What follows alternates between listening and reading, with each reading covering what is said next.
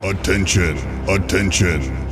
The show begins in 10, 9, 8, 7, 6, 5, 4, 3, 2, 1, 0.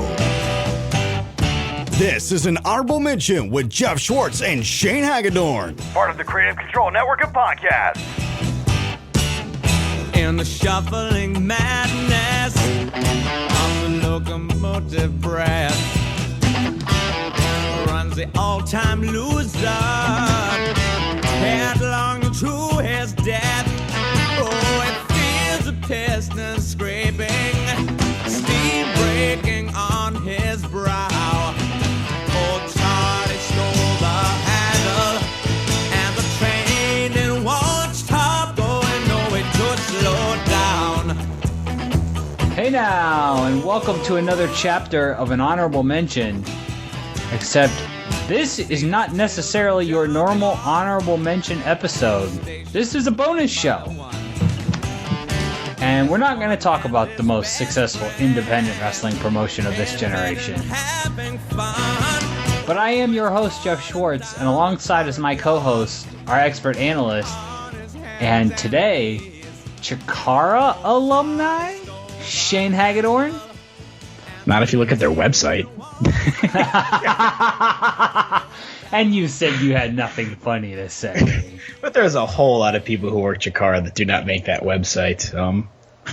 I don't believe me, nor Davey Andrews, nor Matt Turner, nor Anthony Franco, or Pelly, or Alex Payne are on that website as alumni, but Rhett is.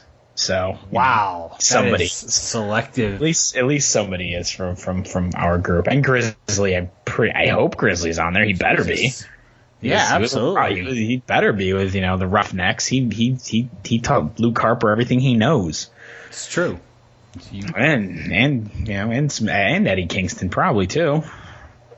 Definitely Eddie Kingston. But yes, this is welcome to Chikara Land, where Shane the Jerk Hagadorn was born. And that nickname is, of course, courtesy of one Eddie Kingston. King of Diamonds, last of a dying breed. Currently, is he an OG or is he an LAX? Which one is he now? I don't remember off the top of my head if he's which TNA. Oh, that would make sense that he would be LAX because the OGs is like Conan and Homicide and Hernandez. Okay, yes, he's LAX. I didn't even have any idea what you were talking about there. All right, I'll roll with it. TNA, yay! It's Impact, Global Force, whatever. Yeah, but this was y'all's bonus show for reaching 300 followers on Twitter, as suggested by Stephen J. Sutton from the UK, courtesy of my Facebook Messenger. He threw that out there. Well, we appreciate Stephen's support. He's been a big supporter of this show from pretty much the very beginning. So we appreciate that, but we want to grow the social media even further, so be sure to follow us on Twitter at @AnHonorablePod. That's the big one. That's where all the big stuff goes. That's also the Instagram. There's some cool pictures that'll be put together. You're going to have to send me over some of your Chikara photos if you can find any. Most importantly, if I can find any photos of the haircuts. Yes, the haircut, the Minoru Suzuki. Poor man's Minoru Suzuki. Haircut that you were rocking for the bulk of this. But you can find me on Twitter at the Jeff Schwartz. That's also my Instagram. That's also my real name. So you can find me on the Facebook. Partner, where can we find the Jerk on Twitter? At Hagadorn Shane on Twitter, at Hagadorn Shane on Instagram, and that's my real name too? Yeah. Sure. Shane Hagadorn on Facebook, Shane Hagadorn on YouTube, Shane Hagadorn does not exist on any other social media like the LinkedIn or the Snapchat or any of that stuff. MySpace. For all I know, that could still be floating around out there somewhere. Grizzly's hat was on MySpace. Yeah. There Yeah. Yeah, I wonder if alternate Shane Hagadorn is still out there, the gay version that got married to Adam Pearce that Pelly made. Yeah. That's a story for a non-Chikara show. Yeah. Wow. Wow. We just have gone off the rails from the direction that I had intended this to start to go. Wow.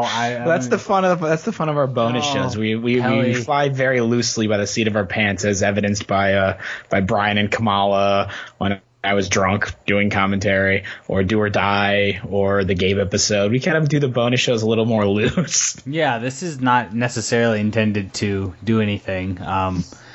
We, quite frankly, we're going to have commercials, but that's because we have sponsors. So we have to legally obligate ourselves to take care of the good folks over at Linebacker Mattress and the Banyan Treatment Center.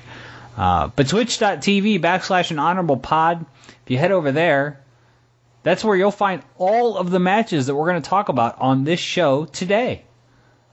So by the time this show is out, which we're designing to have released on September the 8th, which if you caught our episode of Reborn Stage 1... I'm not so good with a calendar. Shane's not a great calendar person, despite having one literally in his office there where he's taping, his studio, mobile studio. Looks like a kitchen. Yeah. Well, I mean, I'm basically in a closet right now at my house, so...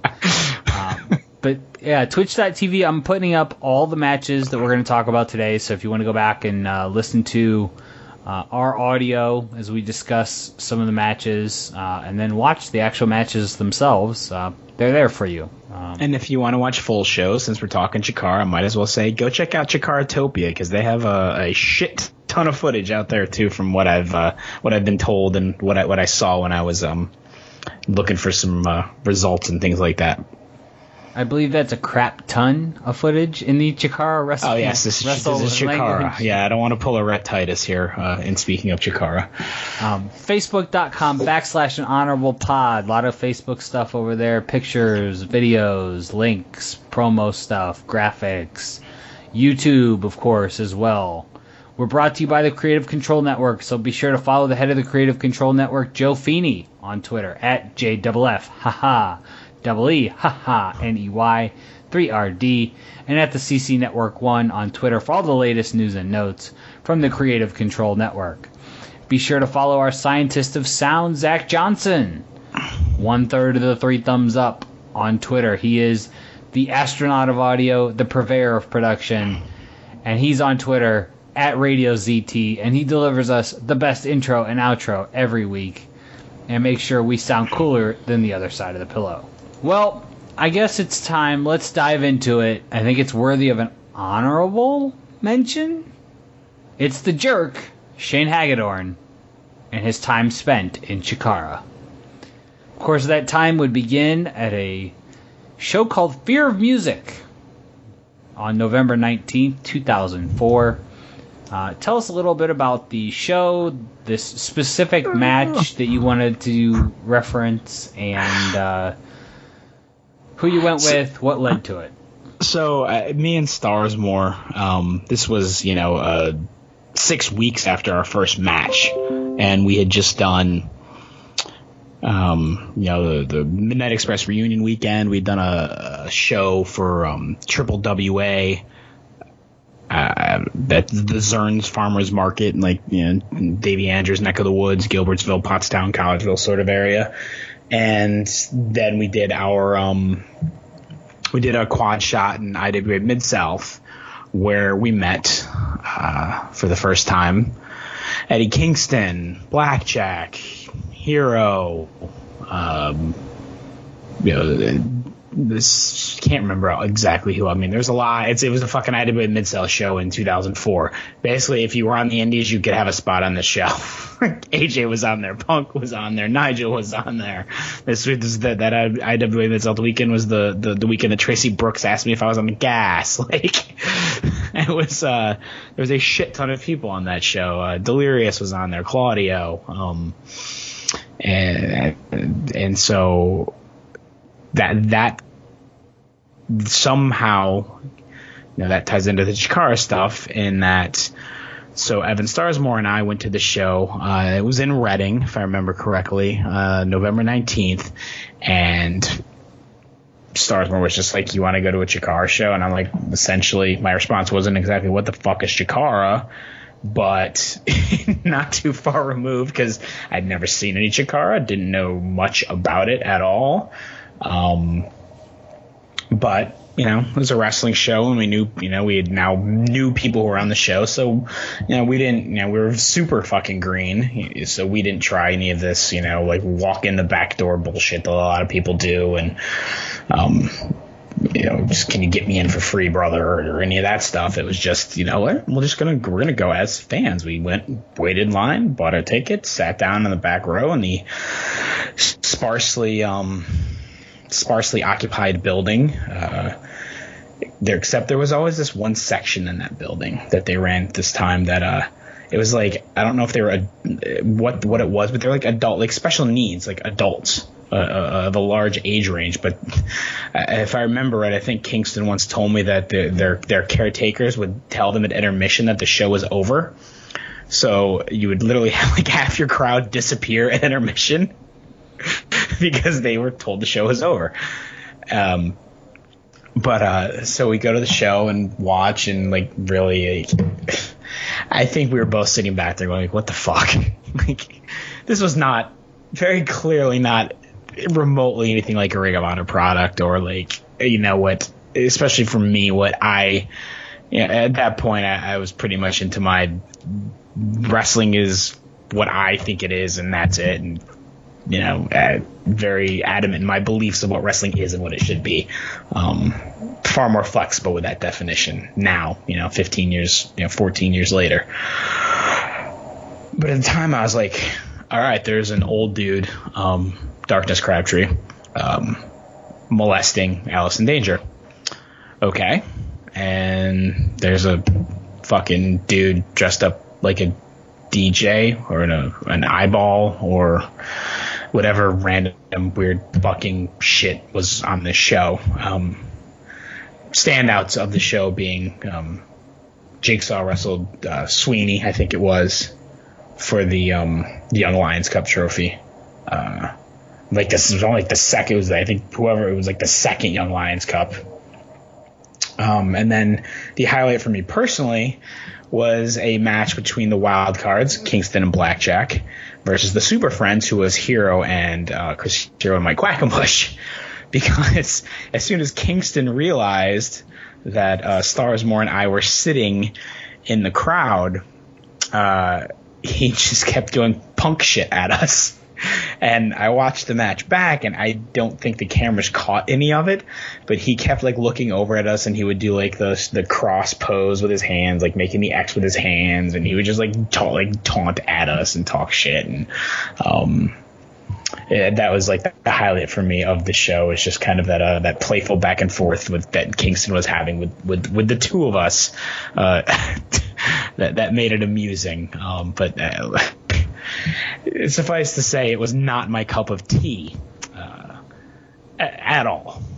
Was it? So it made it even funnier that 3 months later I was fucking working there. So I was gonna say is, what was it about the show that you took away that said, "Oh, I'm never gonna"? Or did you say I'm never gonna work here, or a booking's a booking? I don't think I ever said I'm never gonna work here. It was just kind of like, whatever. Like I asked, we didn't hang out after the show. We didn't try and talk to Quack or anything like that, or try and get our foot in the door, which probably maybe we could have, but we didn't do any of that. We just kind of watched the show and then ghosted out, and then suddenly it was being asked if we wanted to do work the 2005 Tag Grand Prix. Did anything about this like night? You didn't talk to Kingston or Hero or anybody after the show? You just left? Yeah, I think from what I recall, and asking Starsmore too, we just bounced.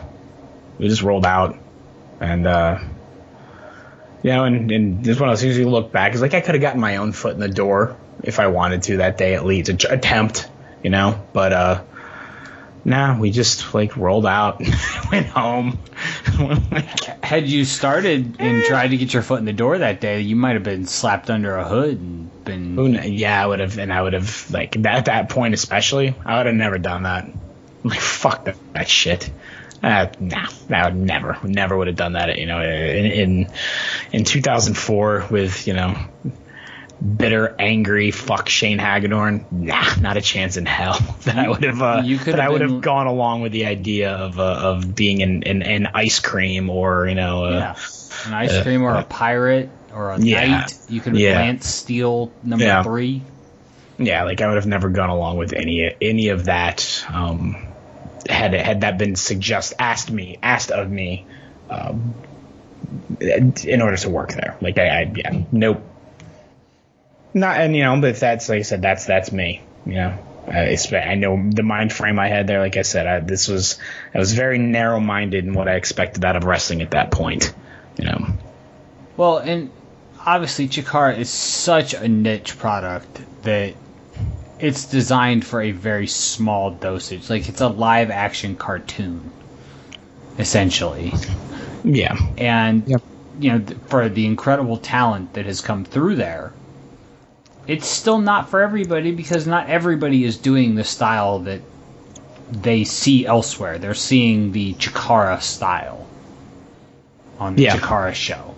Which is like a blend of, you know, the lucha, American lucha, and a little bit of, you know, British in there, I guess, and not much on the hard-hitting, strong style that I enjoyed watching and doing.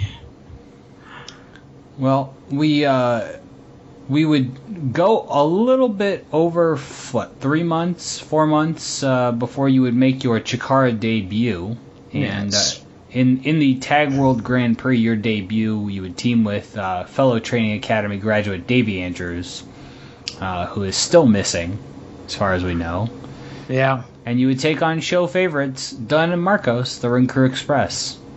Yeah, it was one of those things where it was so Joe Sposto, who many fans would know as Leonard Chikarason, was helping out, like the Pittston building, the staircase building. I think he was the connective tissue for that, between getting, you know, Chikara getting into that building, and he was also friends with Matt Turner. So there's your connection of how we got there.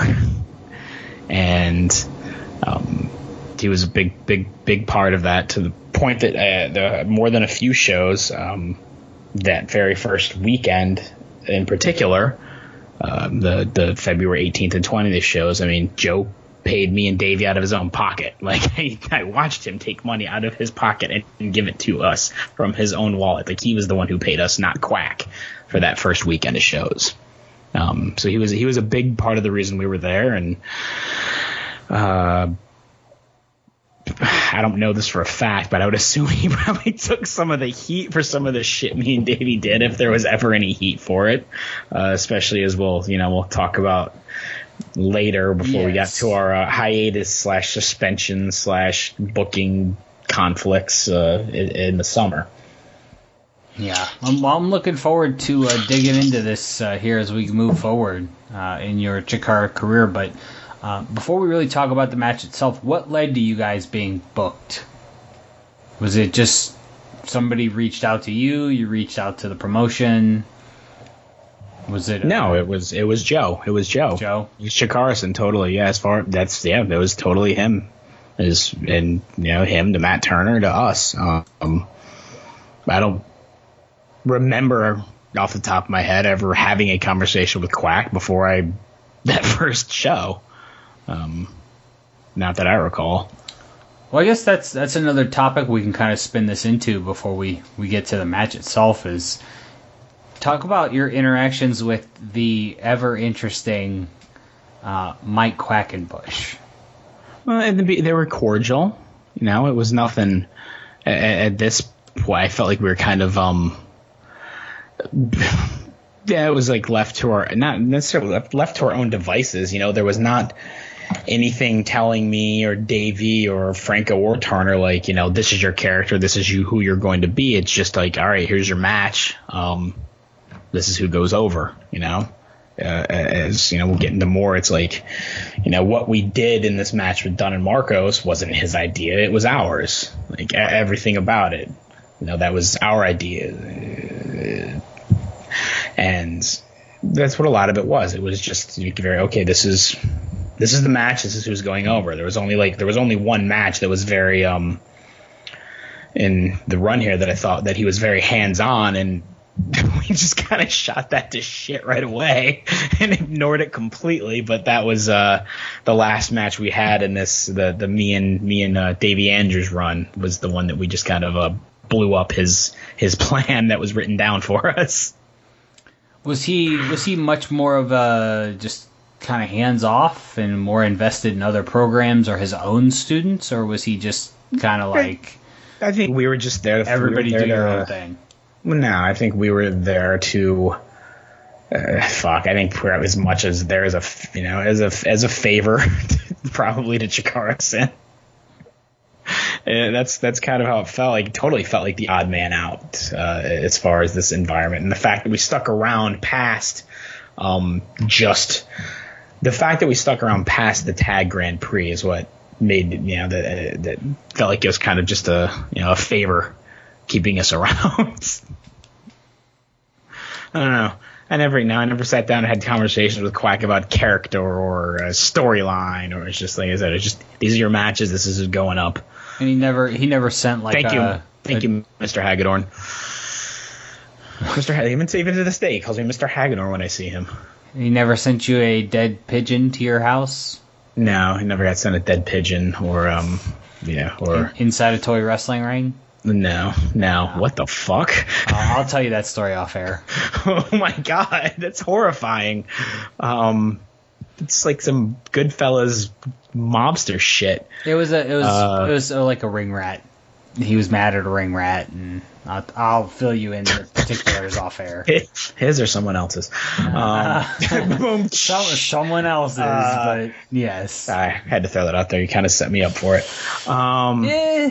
And so, you know, that kind of got us to the road to all right, this is where you're going to start. You're wrestling Dunn and Marcos the first night. I think I don't even know if I got told it or if I saw it on the website, like when they were announcing the lineups for the Tag Grand Prix, that we were wrestling Dunn and Marcos that first show in Reading. But it was just kind of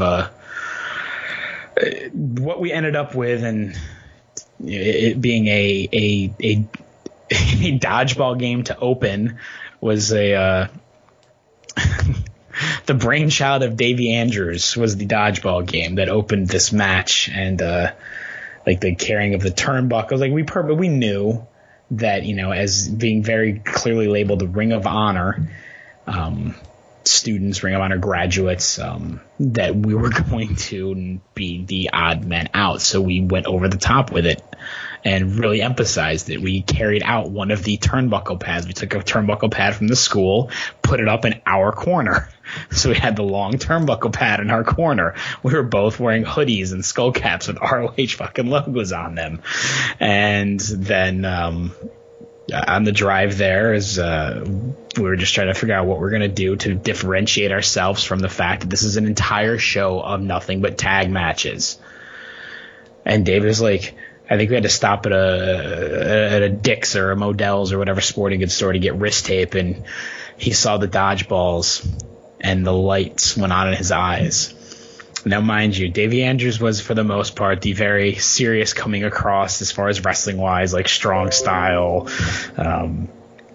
The fact that dodgeball was his idea was something I think that would surprise many people who would have actually ever met him or seen the way he wrestled in the Ring of Honor shows. You guys out there in podcast land, you ever seen like a serial killer sit in the courtroom? That's kind of like Davey Andrews headed to the wrestling ring.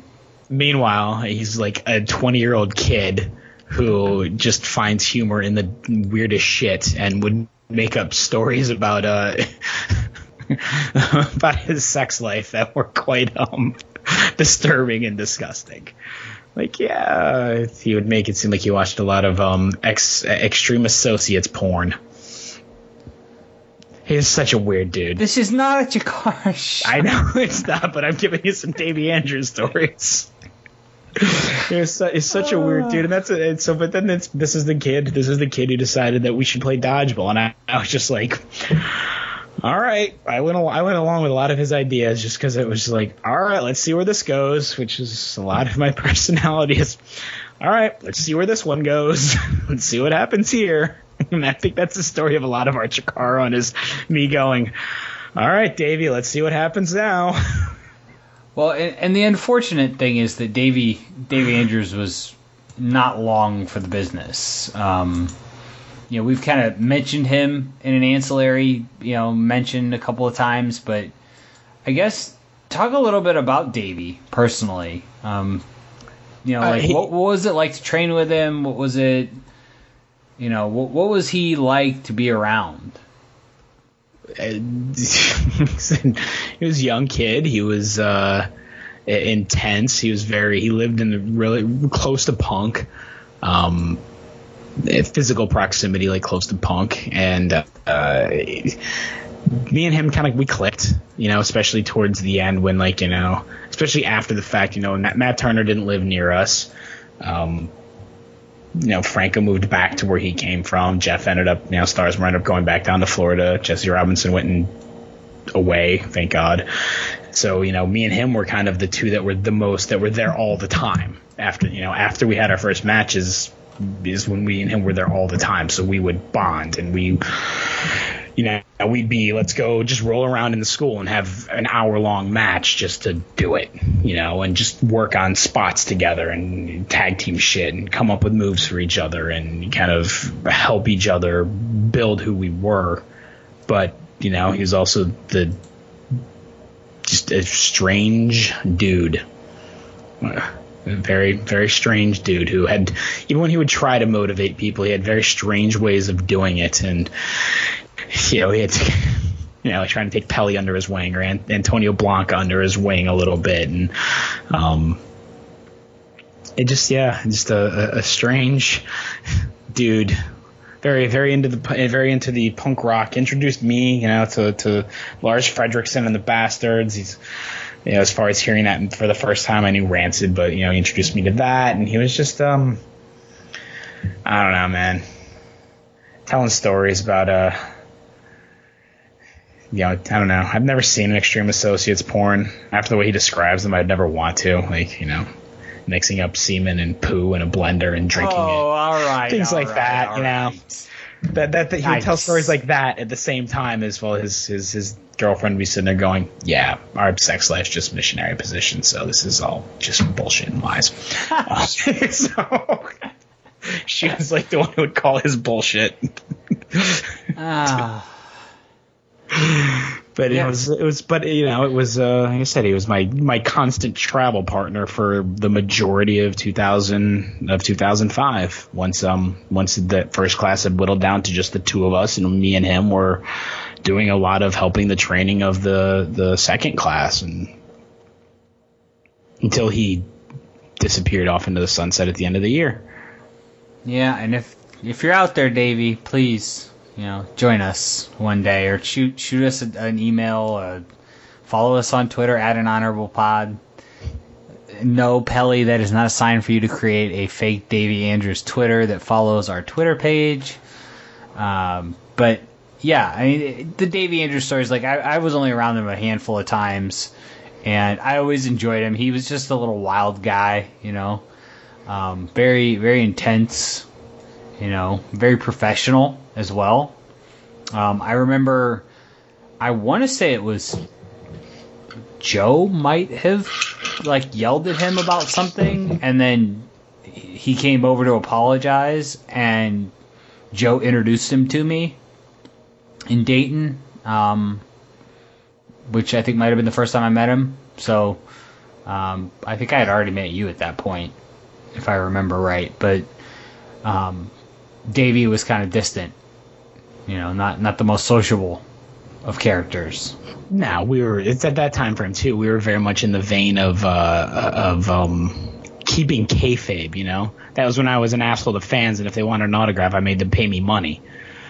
You know, both of us were very much of our character at that time, and, you know, keeping that kayfabe and trying to, I don't know, at one point I remember he said, you know what we're going to end up like? We're going to end up like Teddy Hart. or Trent Acid, in the fact that we're going to be the people that nobody wants around. But we're going to be the people that nobody wants around, but because of the way we are, but because of what we do, they have to, like that sort of idea. That was kind of how he fashioned himself and the two of us to end up being. We're good enough that people had to have us around, but nobody wanted us. Hey, there are worse things to aspire to be. Yeah, I guess. Maybe. In wrestling, yeah, that's toward the bottom of the barrel. Davey Andrews and his sick mind, a big part of the early portions of 2005 when you started in Chikara. Optimal performance starts with sleep. This is why you need Linebacker Mattress. Linebacker mattresses are specially designed and built for people with active lifestyles. If you put a greater demand on your body demands a greater quality of sleep. Working with professional football players Bobby Wagner and Doug Baldwin and sleep study expert Dr. Gregory Jantz, Linebacker Mattress has created a complete line of mattresses to meet the needs of those who require more from their body, like the men and women you hear us talk about every week on An Honorable Mention. The entire line offered by Linebacker Mattress is engineered to address the 4 primary points of mattress comfort: pressure relief, proper support, relief from excess heat, and relief from excess moisture. Linebacker Mattress is the only foam mattress that offers extra lumbar support, 2+ inches of Surin foam, STA Cool Gel, and the highest density memory foam available. Customers can buy with confidence knowing there's an 89-day rest test. If the mattress is not right, customers will receive a full refund, including the cost of shipping. So check out linebackermattress.com and shop at Linebacker Mattress today. linebackermattress.com. So we're going to begin with a tag team match that took place on February 18th, 2005. It's part of the Tag World Grand Prix. We already talked about kind of the setup to this match. It's the 2005 Tag World Grand Prix, Block C, first round. And it takes place at the Riverside Beneficial Association building in Reading, Pennsylvania, which I thought was a hilarious name for a building. The RBAB in Reading, PA. And it is Davey Andrews and Shane Hagadorn representing the Ring of Honor Wrestling Academy and the CM Punk School of Wisdom, taking on Dunn and Marcos, the Ring Crew Express. It wasn't the Wrestling Academy just yet. I don't think it became the Wrestling Academy until we decided to make a T-shirt that said "Property of the Ring of Honor Wrestling Academy." Before that, it was just the school. The gray one with the black lettering. I think I have that. Yeah, and a size XX. Yeah. Yep. By the way, if anybody out there became the Academy. If anybody out there knows how to shrink XX T-shirts into like a size medium, please hit us up at An Honorable Pod. I have so many ROH like old school shirts that need. I don't think this is a thing. It's gotta be. I don't think so. Gotta be. No. So let's talk a little bit about the match. I had 2 personal highlights, which we'll get to. But what else sticks out for you in the match? Because I'm sure one of them is one of the things I wanted to talk about.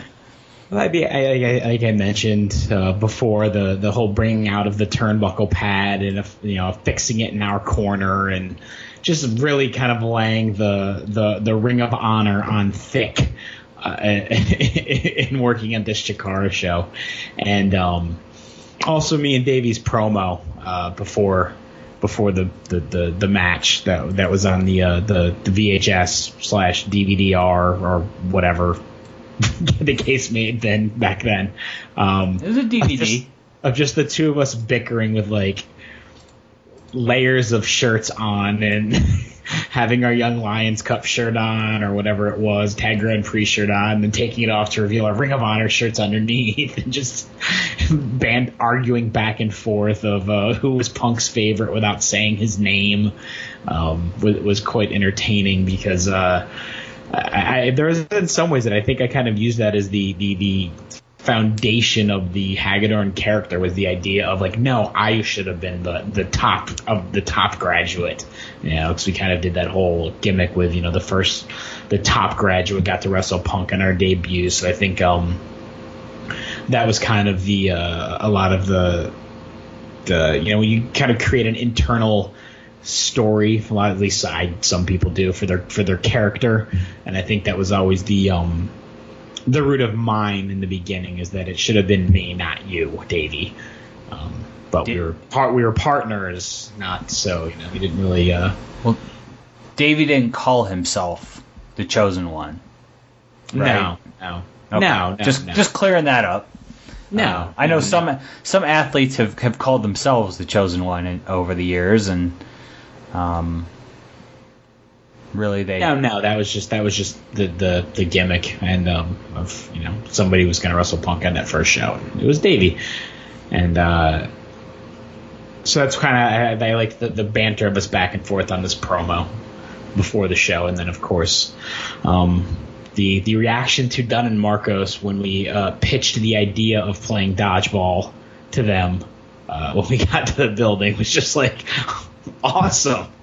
It's something for them to have a little fun with, right? Have a little fun with and be a little different than everything else on the show. And then little did I know that would open with me being pegged in the face with a dodgeball, but as hard as I possibly could, and then the dodgeball like flying off into the crowd or wherever.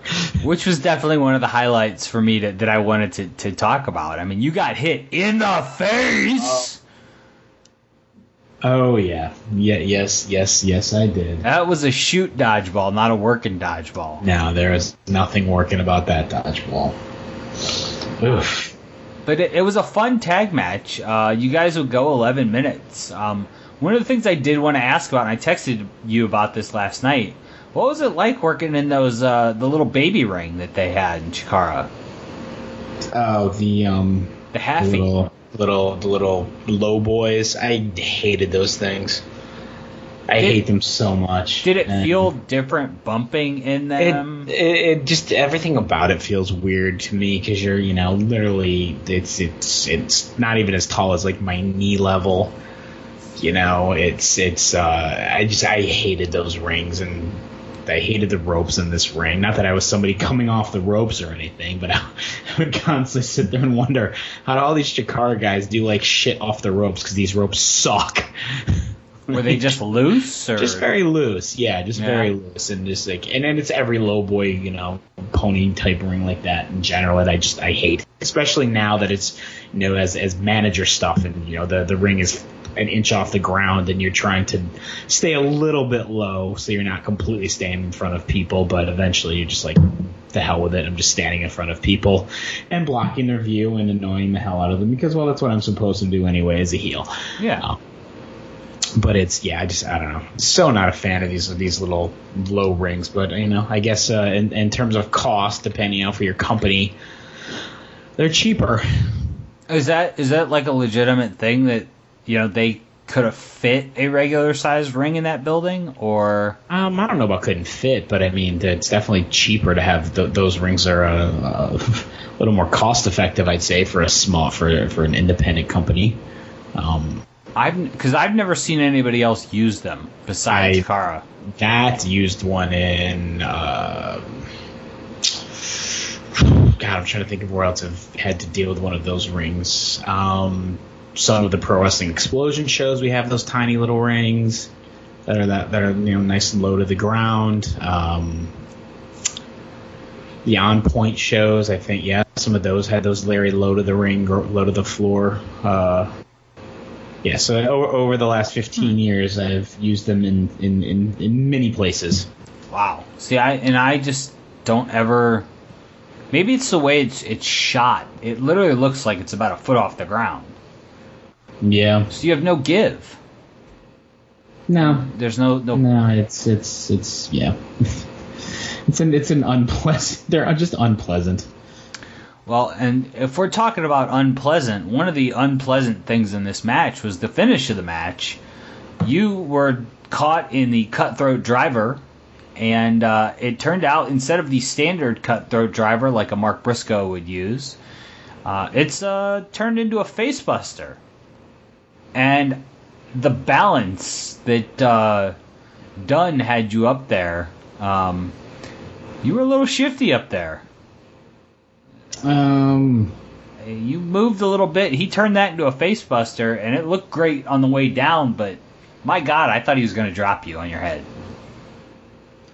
Because I was not expecting that as the finish. I don't remember that so much as these like dumb stuff that annoys me, like my elbow pads. You know, when watching it back, I could focus on is my elbow pads that were too big or not big enough muscles to support them at the time or ever.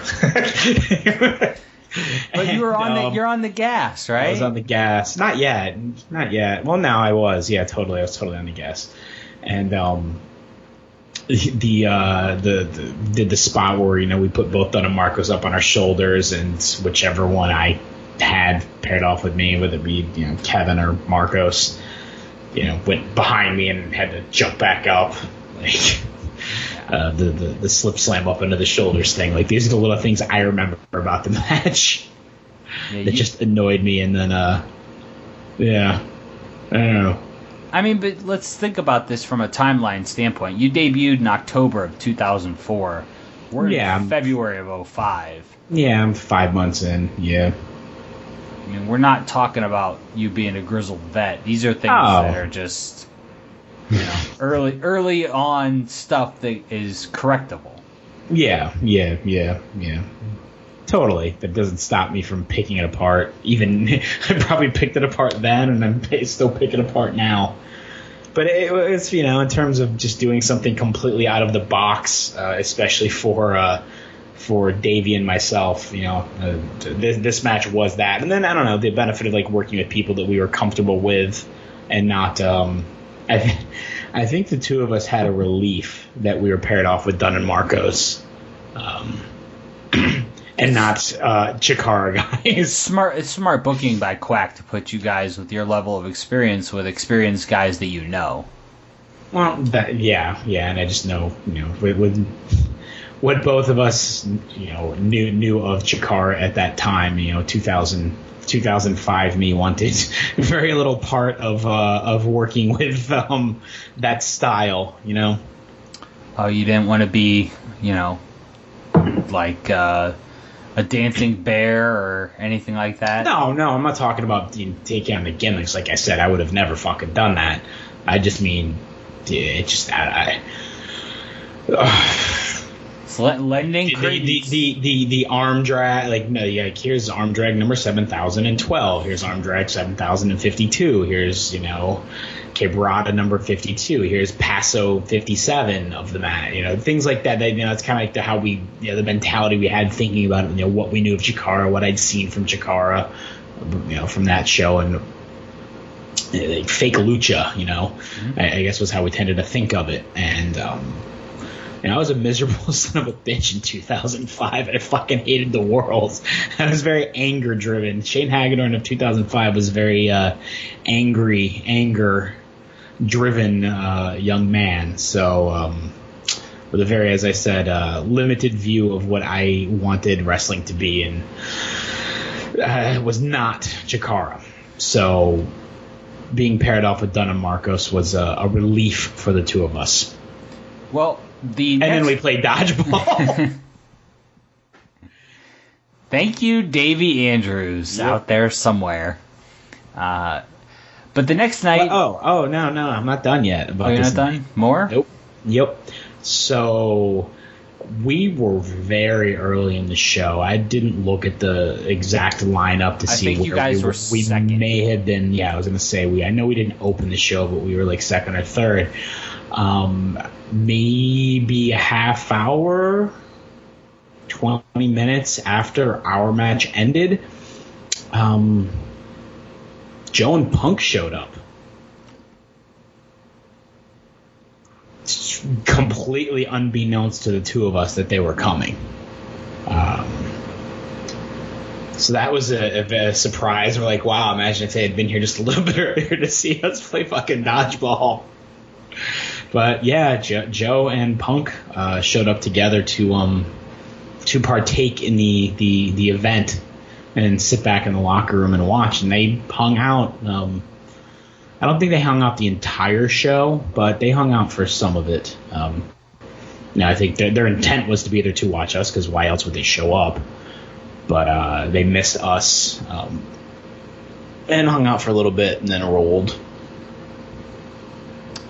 Did they have any advice after what you told them you did in your match? Or did you leave the dodgeball part of it out? I don't remember. Maybe if we did tell Punk, it probably would have been like at the next training. I don't think we told him that night. I don't remember. I think it probably, even if we did, I could foresee getting a reaction of like, "What the fuck?" I mean, going, "That was Davey's idea." Yeah. I shouldn't. Yeah, I'm not surprised. I think would have been the response. Yeah, and I could picture him deadpanning, like, I'm not surprised. Mm-hmm. Yep. Well, that was at least an interesting twist on those guys showing up. Samoa Joe and Chikara in 2005 doesn't exactly scream round peg, round hole, but... Nah, we should have put him in the Chikara ring. They should have just, like, hey, Joe, you want to go have a match? Yeah, in this ring that's 6 inches off the ground. Yes, it was, an odd thing. It's very odd, especially when you get some of the taller guys in Chikara. Oh, you had very, very tall and lean guys, like Hero, Jig. Yep. Knight, the Pirate. They were all it was a funny visual of a ring that when you're standing on the floor, you're taller than the top rope. For some of these guys, not me, but some of them were. Yeah, it's just an odd visual. It is. I don't remember the first Chikara show that I ever saw. It probably would have been around this time. I think it was probably the first show, but the first time I saw this style of ring was probably this show. Because I know they didn't have it for that 6-man with Punk in it. But I just remember thinking, like, did they forget parts of the ring? Yeah, it was. Is strange. The roof really low? Like, what the? It was just bizarre. The venue that this was in was weird, where it was just like a room, and then there was like stairs going into the room. And it was just, you walked in and it was one floor. I don't know I know what stairs you're talking about. I don't remember where they went. There was a little bar there. And then there was that entire section where the people from the adult special needs home sat. So, like a Knights of Columbus type of deal. It was fun. Like, I remember, me. Yeah. I remember walking in, like you can see on the video, walk out, and there's this one dude trying to high five me, and it's like, I don't want to completely heal on this guy because he's like special needs, but he's trying to high five me, so I just kind of like staring at him, not knowing what to make of it. I can't. Feeling a little weird trying to not wanting to heal out, whatever their respective issues were. Well, I think it was a really interesting open to your Chikara career. I don't think it was what anybody would expect from us. Complete opposite, which is what makes it so great. Everything from Kingston's commentary bitching about Gabe, and you setting the turnbuckle upside down in the corner. Eddie Kingston calling you, botching your name over and over. Hagadorn. And it pays off in the long term when you start singing my name in future shows. It was a really fun match. So go out of your way to check out on Chikaratopia Tag World Grand Prix 2005, Night 1. Night 2, you guys were not on the show. Now, Night 2 is where they had Franco and Turner got the fuck beat out of them by Necro and Ponto. Oh, I do remember seeing that. That was night 2, yeah, which was then precursor to Joe and Necro, which so it's you can look at the Joe and Necro thing was born in Chikara. You can essentially. That might be a bonus match for us to do commentary over. I haven't seen it in 13 years, 14 years now almost. Both of them I've seen within the last year, and they're both just... No, the other one's Necro and Joker, right? No. Necro and Joe did... Necro and Joe. I was talking about just that match. Yeah. The one Necro and Joe, that was the arena show that I worked and didn't get paid for going through tables. Ian Rotten. Well, digressing, but that was a double shot day for me and Davey, and Ian's like, I'll give your money to Punk. And when we saw Punk on Monday at the school, we're like, so did Ian? He goes, no, of course not. Didn't think so, but he said he was. Ian sounded a lot like Homicide there. No, I can't do. Yeah, I can't do. You gotta do Southern. I'm Ian Rotten. But always sounding IWA. Always sounding a little sad, like. IWA. Like he's apologizing. Like he's a tone of voice where he's apologizing every time he opens his mouth. I listen to the show. I got a podcast thing on my phone. IWA in the little Kmart building. I mean, we're totally digressing. I was to say, aside from the money thing, Ian was always super nice. He still owes me money, so. I set up chairs. Yeah, I'm probably at the end of the line, really. Yeah. But you did work night 3 of the tag tournament, and you're in a wild card of a tag team match here. Which I did a 10-man tag, and this was in Pittston at the Staircase, which was the building that Chikara, I'm guessing, kind of was the connection for, and this was the night that Chikara paid us out of his own pocket. Yeah, that's Joe Sposto, however you pronounce his last name. I can't believe in all these years that he was doing AIW commentary, I never made the connection.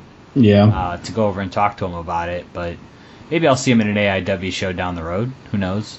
But this is an interesting, eclectic mix of talent for a number of reasons. There's a lot of connective tissue to your future career as well. First of all, you've got Darren Corbin teaming with the duo of Perfect Strangers, which, not the old show, there's no Balky here.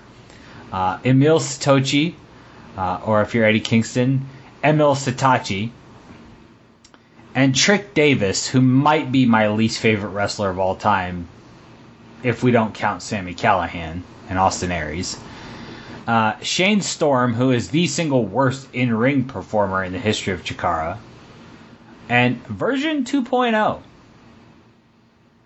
And you would... Who would also be known as Ryan Cruz. Yes.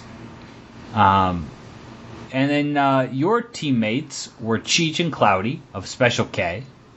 Davey Andrews, of course. And Sweet and Sour Larry Sweeney. Now, when I watched this match back, and I told you this on text, I had to stop in the middle of it. Because emotionally, seeing Sweeney looking so young and just burden-free at this point, I had to kind of just sit back and think. You could see it. Like, you could see just everything there. And it really broke me down for a couple of minutes. Yeah, I haven't seen any of this stuff in such a long time, so yeah, it was kind of that one of like, wow, so young, all of us, but yeah, and particularly seeing Alex again, from that time frame, and I also couldn't help but think, wow, 10 guys and maybe a combined 12 years of experience. But it's all together. You've got 12 years of experience. I think we're all so Satoshi green. was like the one with the most experience of anybody at this point. Yeah, possibly. Him or Corbin. Maybe. Yeah, I don't. I have no idea, but I look at this match and I was like, holy fuck, we went a half an hour. This is garbage. Yeah, and this match almost didn't happen for me and Davey. Explain.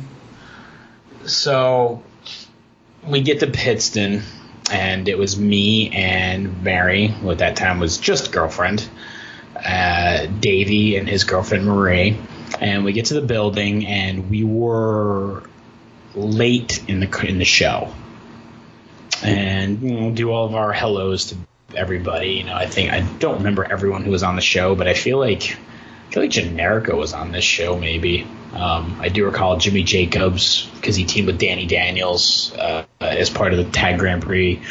And Jimmy was sleeping under a box or something like that.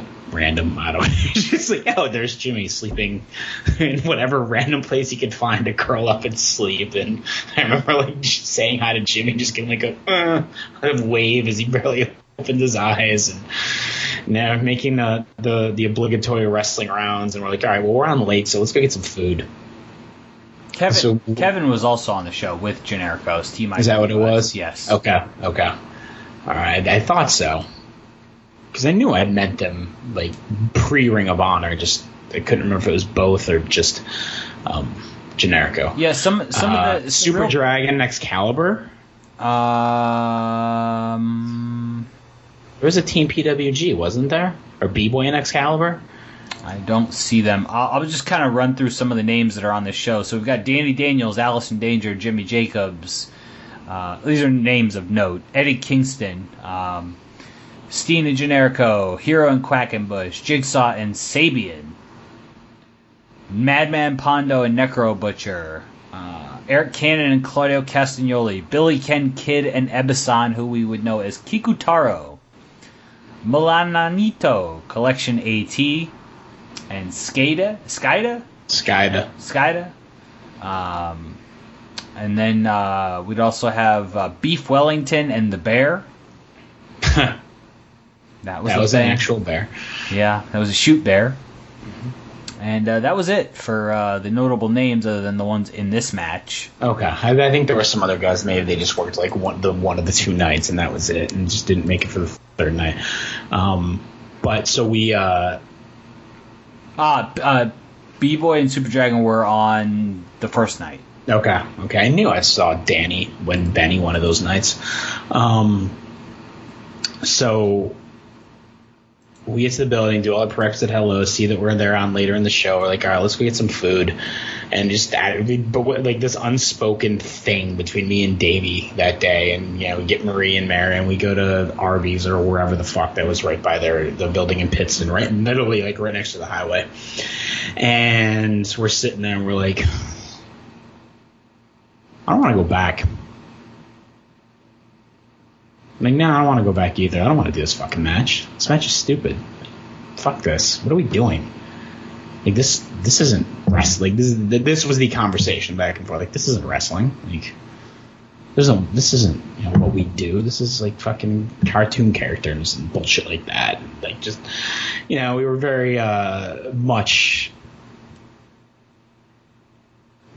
debating whether or not we were going to go back and just say fuck it. And so obviously, our ladies were like, whatever. They're like, we don't give a shit. We're literally just here because, we're showing support for you guys. And we were very much leaning towards we're not going. And then we get a text or a phone call from one of the guys. It might have been Joe. It might have been Franco or Turner. Telling us that they were bumping our match from the second half to the second match because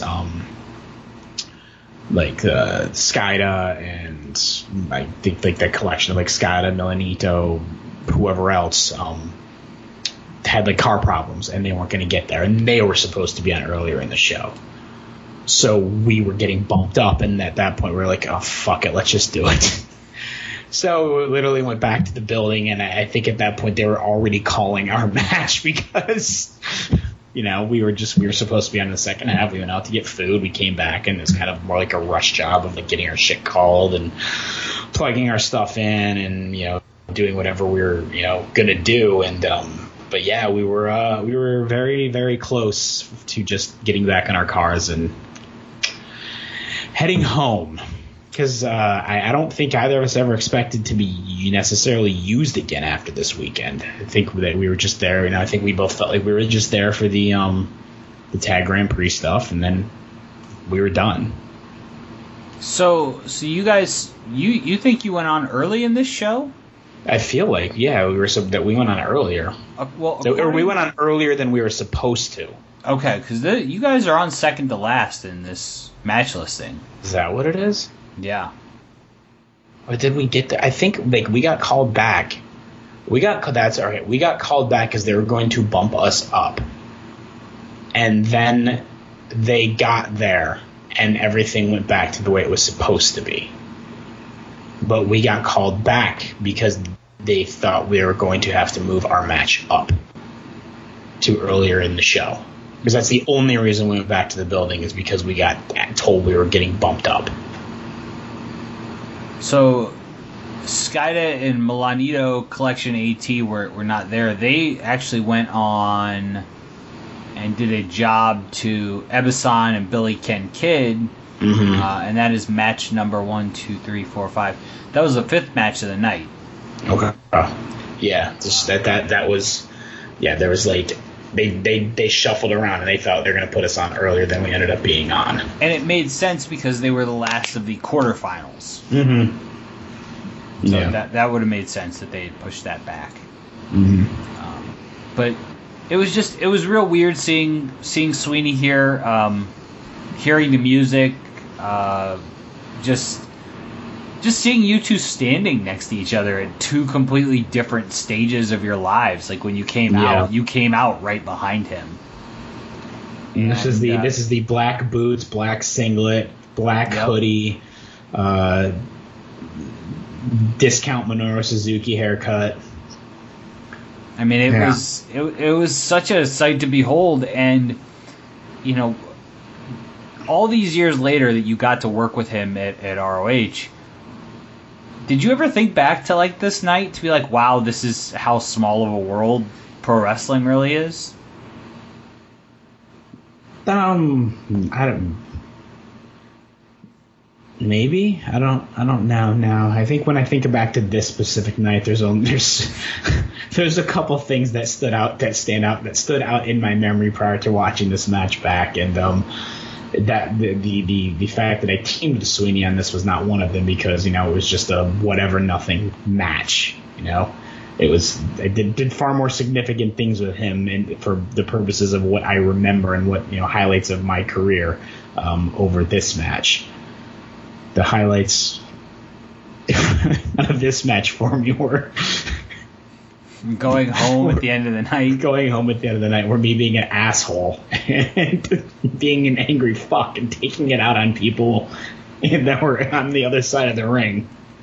Well, and the one other highlight for me of the match didn't involve you. Was Davey Andrews at one point kicked Trick Davis in like the middle of his spine. Oh, yeah. and Trick Davis, for those that have never seen a Trick Davis match, please don't go out of your way and look for them either. Your eyes are very important to you. But he's built like Macaulay Culkin and kind of looks like him. Davey and I worked a match against Trick and Boz, I think it was, for IWA in like November of 2004. The second, it would have been December of 2004, because Davey actually got hurt in that match a little bit. Nothing serious, but just like strained his pec. So we'd worked with Trick before. Did you see any redeeming value in him? It seemed like somebody who was just attached to Hero. That's where I come out. I didn't have any like personal issues with Trick. He just, I don't either. He was attached to Hero, and I can firmly say I've never met Trick Davis. I'm sure he's a fine, upstanding individual in society. I know nothing. I don't even know what his real name is. I don't care. When he was the funny thing is, I don't remember either. When he was in a wrestling ring, it was depressing and awful, and I'll never forget Hero finally turning on him in IWA, hitting him with the elbow to the back of the head, and just the excitement of finally this goof is going to go away for a while. Eric Santamaria thought he looked like the Leech Man from X-Files. Oh, that's a good one. Yeah. I like it. And we're not here to judge personal appearances. We can't all control that, but just what I think of, because I think of Eric. That's what Eric's opinion was. Just from a wrestling standpoint, I'm not going out of my way to watch Trick Davis do anything. No, don't. And unless you want to watch me dropkick Shane Storm unnecessarily stiff in the face and forearm him unnecessarily stiff in the head and just be an abusive shit, I wouldn't go out of your way to watch this match either. Describe Shane Storm to the fans out there that don't know what a Shane Storm is. Another masked gimmick, a construction worker, part of the Men at Work tag team, carried us. This is like the epitome of things that made me angry in wrestling at that point. He had a stop sign that, he would hold up and people would stop in their tracks because he held a stop sign up. And I'm like, are you fucking kidding me? Like, this is fucking stupid.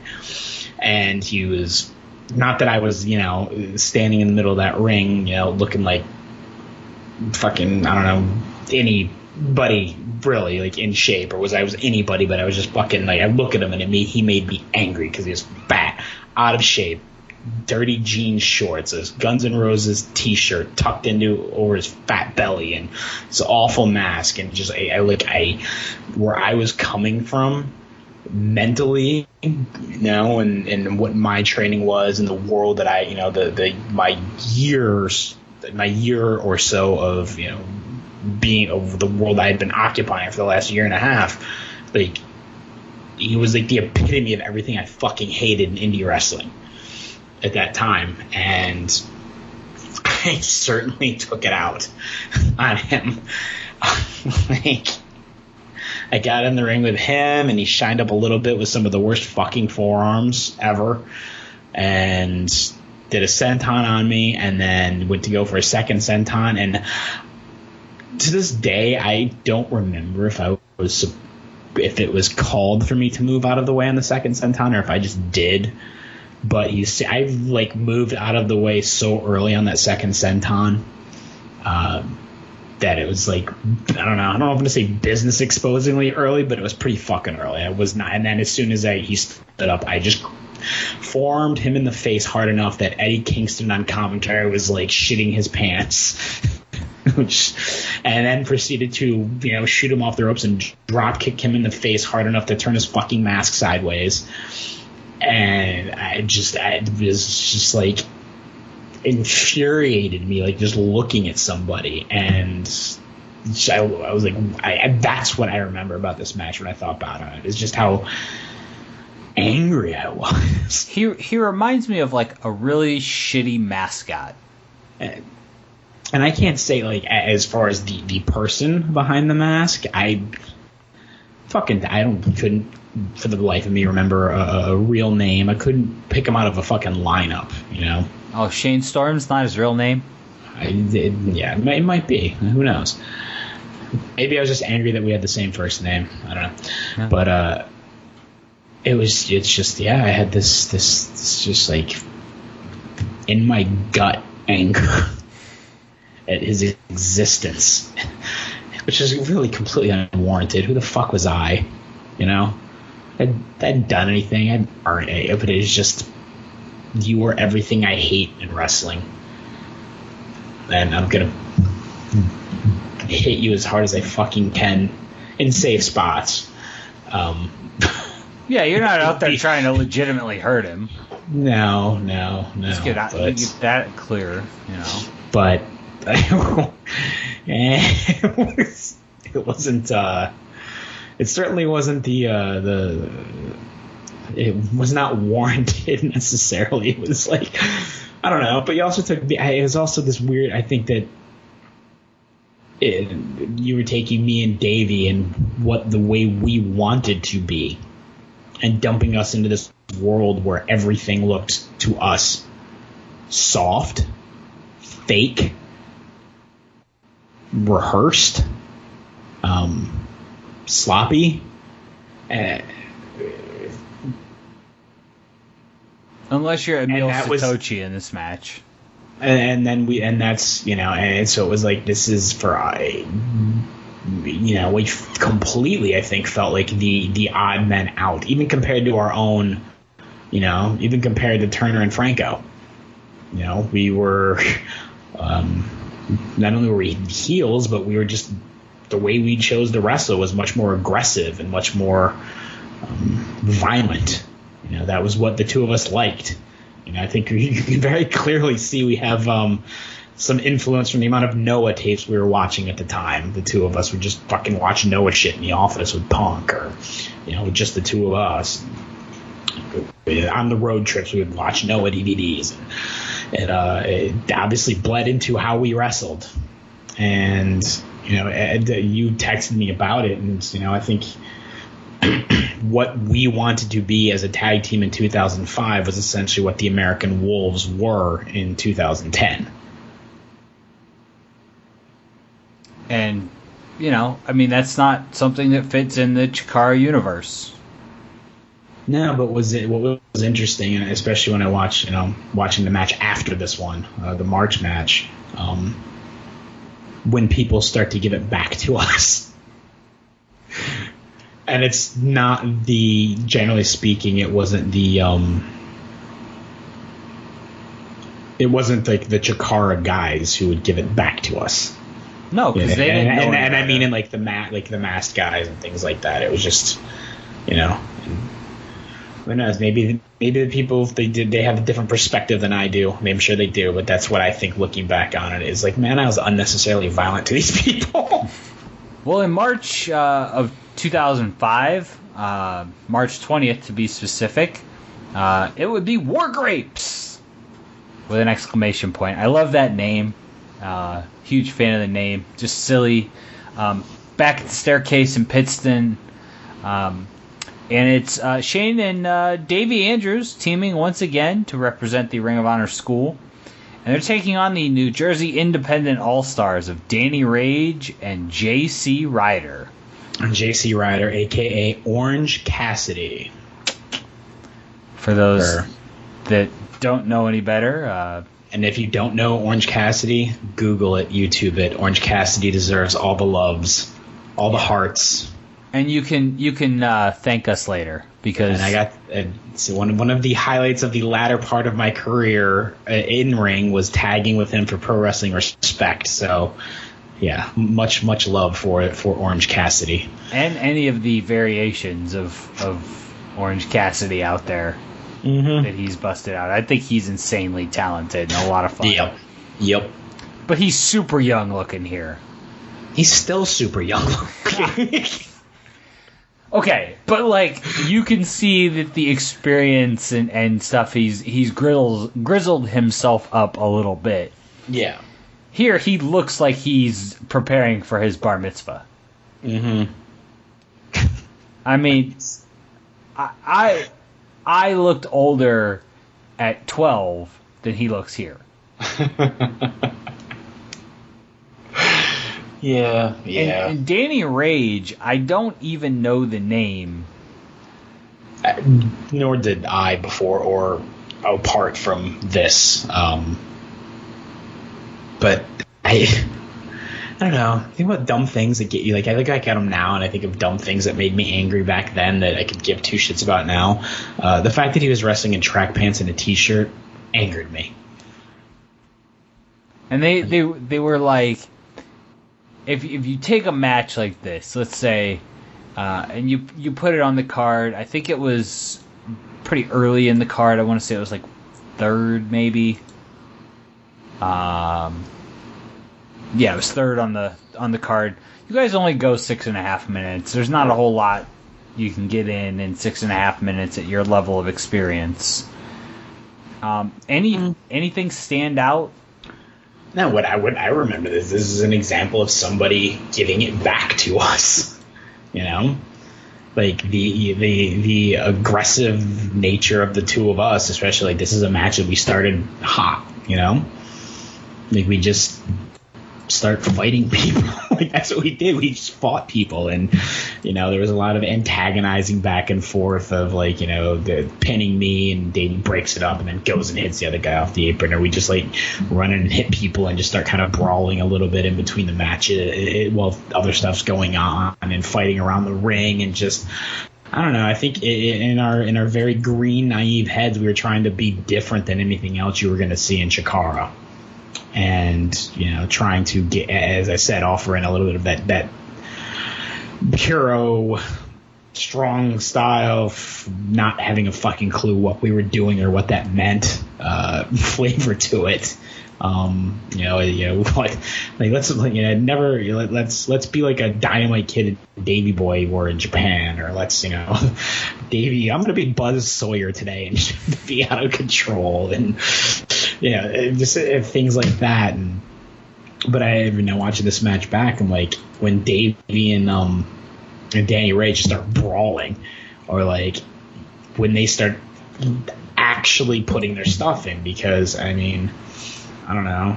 I sold a little bit more than Davey did, but we were also the mentality of, hit me hard enough to feel it. If I'm not feeling it, I'm not selling it, Right. Does that make sense? Like if you're throwing a forearm, but you're not making any contact, or it's like a feather. Doesn't serve a purpose. And we just didn't. That was the mentality we came from. So it was like already, I guess we kind of made people work for it as if we had earned the right to make people work for it. But we were all, like I said, so many of us were pretty much on, you have almost the same experience level across the board in a lot of these matches. So it was like, we're going to see what we can get. I think a lot of us would just see what we can get away with people. Well, in this match, you're gonna let us beat the shit out of you. Okay, you're gonna let us fight back, fire back, give us do shit. I don't know, this match though, I do remember enjoying it because it did kind of was a little bit more of what it turned into a little bit more of what we enjoyed doing, and there was not shtick. There was one nitpicky thing that I had with this match. So was it my elbow pads again? No. Okay. This has nothing to actually do with you. Oh. More so, the angle that the ringside cameraman decided to use as he's standing on the apron. He's shooting the stage. There's an entire empty 3 rows of chairs, and then about 4 women and then one guy having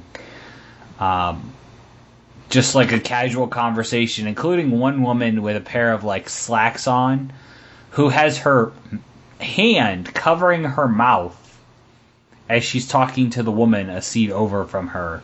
Oh, I'm pretty sure that the 2 women that were sitting there were Matt Turner's girlfriend / baby mama, not yet wife or whatever, and Davey's girlfriend, Marie. On the stage. So one woman has on a pair of pink pants and a black top. I didn't look at what they were wearing, but I think that was Marie and Turner's girl. And I think it was them chatting. I think. Well, they did not seem very interested in said tag team match featuring Shane Hagadorn and Davey Andrews defeating Danny Rage and JC Ryder, picking up the first win for the Ring of Honor School Class number 1. I think we were surprised to be booked again. I believe, and the fact that it was the staircase is what kind of lends me to believe that all of this shit was just done as a favor. Like, hey, Joe, you helped us with this Pittston building, so we're gonna book these guys on your behalf. But nobody ever, like I said before, we had nobody telling us how to work or what to do or, how to put our match. Like, it was just, these are the matches you're doing. And in a lot of ways, this development of it's not a long period of time at all, but, the 5 months of this run in Chikara, the 10 matches, 12 matches or so that it is, whatever. This is more of the Shane Hagadorn I always wanted to be than I ever was in Ring of Honor once I got out of the top of the class. Once I got put with Pierce, who I wanted to be went away, and it was who Gabe wanted me to be. In terms of the more old school heel-ish kind of worker, that's what he wanted from me, not what I wanted to do. This is more of what I wanted to do when I started my wrestling career. So that was that's one thing would always have to, whether it was intentional or through lack of interest or care. Working for Mike Quackenbush allowed me to be the me I wanted to be. Well, even if I did not have the knowledge to be that version of myself yet. Speaking of being who you wanted to be, we would head on April 15th back to the Riverside Beneficial Association building, the RBAB in Reading, Pennsylvania. It's Speaking in Tongues. I don't know where they got all these silly show names from, but they're great. They're creative, I will say. Silly or not, they never run out of show names. No, they don't. They could just throw 6 different words at the wall, and that's a show. I mean, we're Chikara presents, I don't know, Frog Balls. Yes, it's a show name. Frog Balls night 1, 2, and 3. Yeah, there you go. So April 15th, it is the Round Robin Challenge, and we're going to do a little live play-by-play for this one as Shane Hagadorn and Davey Andrews would meet one-on-one. So these matches are available, of course, on twitch.tv/anhonorablepod, and you can go over and check those out, along with some other Shane Hagadorn Chikara matches. There's a few that are on our YouTube page as well, so search an honorable mention. You'll be able to find them there. The entire Shane Hagadorn run is combined between both the YouTube and Twitch. Some files didn't work for Twitch. Who knows why? It's a new toy to us. Well, to me. To you. I haven't Shane hasn't attempted yet. used it yet. We're going to have a class soon. Yeah. But we'll get Pelly to teach us. Yes, that would be great. He can come on the show and tell us some stories and just mock me for being technologically incompetent, as he has done for the entire tenure of our friendship. Yes. Including when he chased you and you guys trampled my DVDs in Dayton. Which I'm still not sure was unintentional. I don't remember. I don't recall. Okay. I wasn't there. Yeah, there you go. So if you'll head over to twitch.tv/anhonorablepod, Speaking in Tongues is April of 2005. And go over and click play in 3, 2, 1. We've got the graphic. Who's this ring announcer here? Carolina Jim? Carolina Jim. Mm-hmm. Unfortunately, good. Oh, he thought he had a great voice. And a very young looking, is that PJ Drummond referee? No, that's Matt Dillon. Matt Dillon? Shoot name, Matt Dillon. Oh. Yeah. There's the guy buying drinks at the bar. Because when I think Chikara, I think alcohol. Packed house there. Why didn't they put the camera on the other side of the ring? Yeah. I don't know. And here comes Davey Andrews from Bridgeport, Connecticut. the random places and random things that happened. I don't even remember why he picked Bridgeport. I think he literally just picked a name out of a hat. And when he wrestled for Triple WA, he was the Gilbertsville Barbarian. Oh. From Gilbertsville, because that was the local, But nice. Great facial there. Just nothing. Nothing. Yep. A blank canvas. Just, my whole idea for Davey Andrews was he was a serial killer going from state to state wrestling to take out depression. I wish I could remember what that tattoo said, but I can't now. Fuck, I don't remember. But yeah, we what entrance song are you coming out to here? Mr. Self-Destruct by 9 Inch Nails. Okay. Yeah, which was what I used for all of my solo stuff in Chikara during this run. As a tag team, me and Davey alternated. Sometimes it was Man in Black. I don't know. I just kind of was... As a tag team, I was indifferent to entrance music. It was like, whatever. That's why, my very first match, I came out to some song Matt Turner picked, because I could have given a shit less when it wasn't, When it was me, then I cared. As a tag team, it was whatever. Look at that Minoru Suzuki sort of like hair. Oh, here's the high-fiving guy. Walked right by him. Mm-hmm. Davey's chuckling in the ring at that, too. Yeah. Well, I think that was the back and forth of us was just kind of like, we were in this tournament together. We're tag partners. I think the way that we, as the match goes, you see, like, we kind of, when we talked about it, it was just like, all right, well, we just do grapple fucking until we get pissed off at each other. Or rather, I get pissed off because it suited my character more to be, to get angry. The fact that I can't out wrestle him. Well, you guys do observe the code of honor to begin the match, and Davey takes you down. You guys are, of course, grapple fucking on the. This is what we would do in the school for like, let's just do this for 45 minutes. Builds up your cardio. Yeah, exactly. And I love to give shit to this referee because it was easy. He was about as green as we were, So it was interesting, and I look back at this, I'm like, wow, I'm so young and so little. This fucking the all black,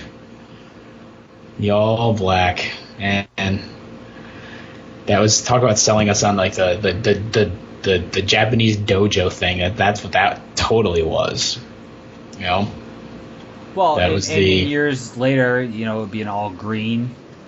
Yeah, but that was Aries' sense of humor of have the green guys wear green, and then for Hunter, for Delirious, it was the new guys are ninjas when they first start. I actually as the army of who was the army of Putty's idea? I don't remember. Comparing them, maybe that was Aries. I don't know. Comparing them to the army of Putties from the Power Rangers.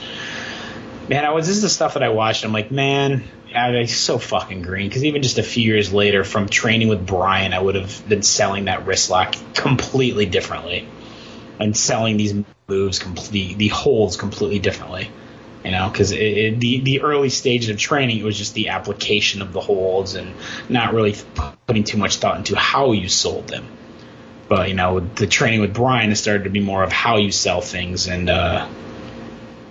in a realistic fashion of like, well, this is how the pressure wrist lock actually does. So sell it this fashion. Here it's just like, all right, this hold is on. I'm just gonna like tap my wrist and kind of move my hands around like I'm doing something. Well, that was a nice sunset flip you did, and a bow, and a little sarcastic clap. And that smile. Yeah, the same one you're doing right now. I had a friend once tell me that that smile alone made them want to punch me in the face. Oh, Davey, mission accomplished.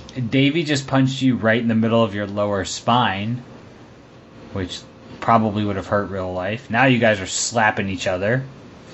This is very reminiscent of Pro Wrestling Noah. You stopped on that slap and then just twisted the middle of his chest. Did you miss a nipple? No, I was grabbing his chest hair. Pulling his chest hair out. Ugh. Mm-hmm. Slap across the face. I mean, this is very much like two guys that trust each other to take these shots. Oh, completely. We beat the living fuck out of each other. We're not even to the point, the worst of it. This is still early. This is the build, and at this point, you guys know how to build this match. Davey's going a little crazier here, completely misses a kick, and then you just back kicked him in the face. Boom! That was the beginning of the jerk kick, or the Kenta spot. Because that's kind of where that came from, the Kenta spot, where he hops, as you'll see me do on later matches on the show, and I did in Ring of Honor matches. It was, the Kenta hop over the ropes, and Kenta still does it to this day, Hideo Itami, where he just kicks the dudes in the back, back kicks them in the face. I was doing it in the U.S. before Kenta was. I did it on a show that he was on, a pre-show of Final Battle 2005, back chop. I also did a lot of back chops back then. Jesus, I was a dick. Even to my own friends, I was a dick. You were a dick to that referee there as you picked up Davey to hang him in the Tree of Woe. And now you're just kicking Davey in the chest. If I ever get in the ring again, I got to bring these fucking spots back. That's a good spot to bring back because it's not something you need to be, risking yourself over. And it's a credible looking spot. Mm-hmm. Talk a little bit about your haircut that you have going on here. We've alluded to it. Once upon a time, Punk had made a comment about wishing about wanting to cut his hair like Minoru Suzuki's. And so I just decided once I started working for Chikara, fuck it, I'm going to do that. You're not going to, obviously. I'll do it. And I was too poor to afford a barber who could actually, do it for real and make it look good. So I would just let people do shit to my hair. I remember the enthusiasm with which Rich Trapp, a former Ring of Honor cameraman and office worker, merch table guy, Rich Trapp and Jimmy and Zach Yeager and some of the other people around would have with doing my hair prior to shows. I remember shaving it in the middle of the ring and not in the middle of the ring, I mean in the middle of the school. Jesus Christ, my hands hurt after this match. So many chops. You're laying it in. Fuck my elbow pads. But yes, that was the story of the hair. It was just something to be different. I always had the mentality of whatever, it gets me heat. I don't care how stupid it looks. People reacted to it and gave me shit for it. And that was the whole point of it. And it worked. We talked about Hero's ridiculous gear, And this is where on commentary, Eddie Kingston is losing his fucking mind. It's a violence party in Reading.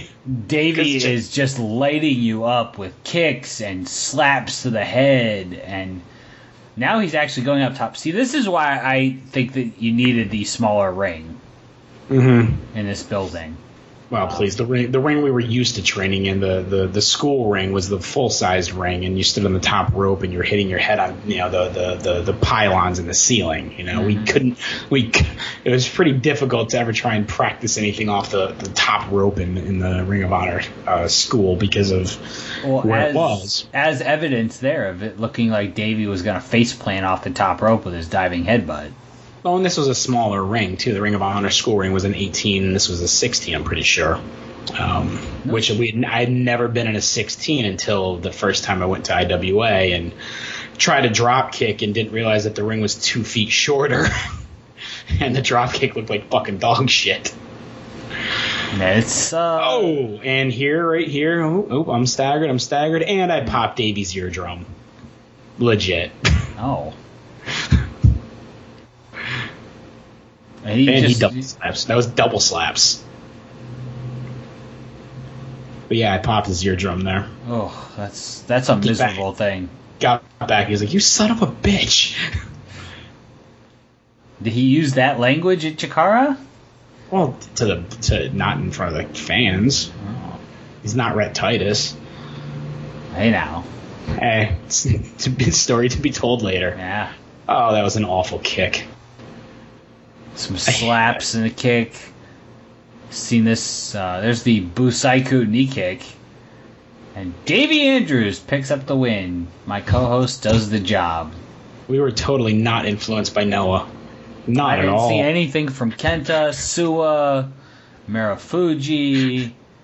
No, there was no Marufuji, because prior to this, you know, the Marufuji would do that the up and over from the inside to the outside drop kick and then swing his legs in from outside of the ropes inside. Like, I tried working on that so much and I could never fucking pull it off. But that almost became part of my moveset. In our continued process of trying to steal everyone's spots from Noah before everyone else in the U.S. started stealing them. Because at that point, like I said, there wasn't too many people that we knew of that were doing, like, you know, Kenta, Marufuji, like, you know, spots like that. So, you know, we were trying to be a little ahead of the curve, we thought. As, you know, because we were getting from, like, the Joes and the BJs was more like the 90s era Japanese style wrestling. And we were trying to get a little more of the modern era, I suppose, Japanese wrestling influence on ours. What we were trying to do.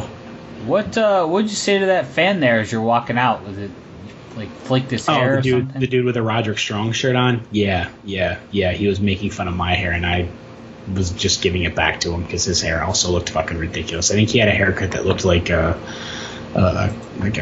Coptic priest or something. Oh. It was ridiculous. Well, that would wrap up the singles encounter between Davey and Shane at Speaking in Tongues. They said I popped his eardrum. I think I was bleeding from chops a little. Like, yeah, we just, I don't know. I look at that and I was like, this is an example of what happens when two dudes trust each other. We just beat the ever-living shit out of each other. And much to the enjoyment of the people on commentary.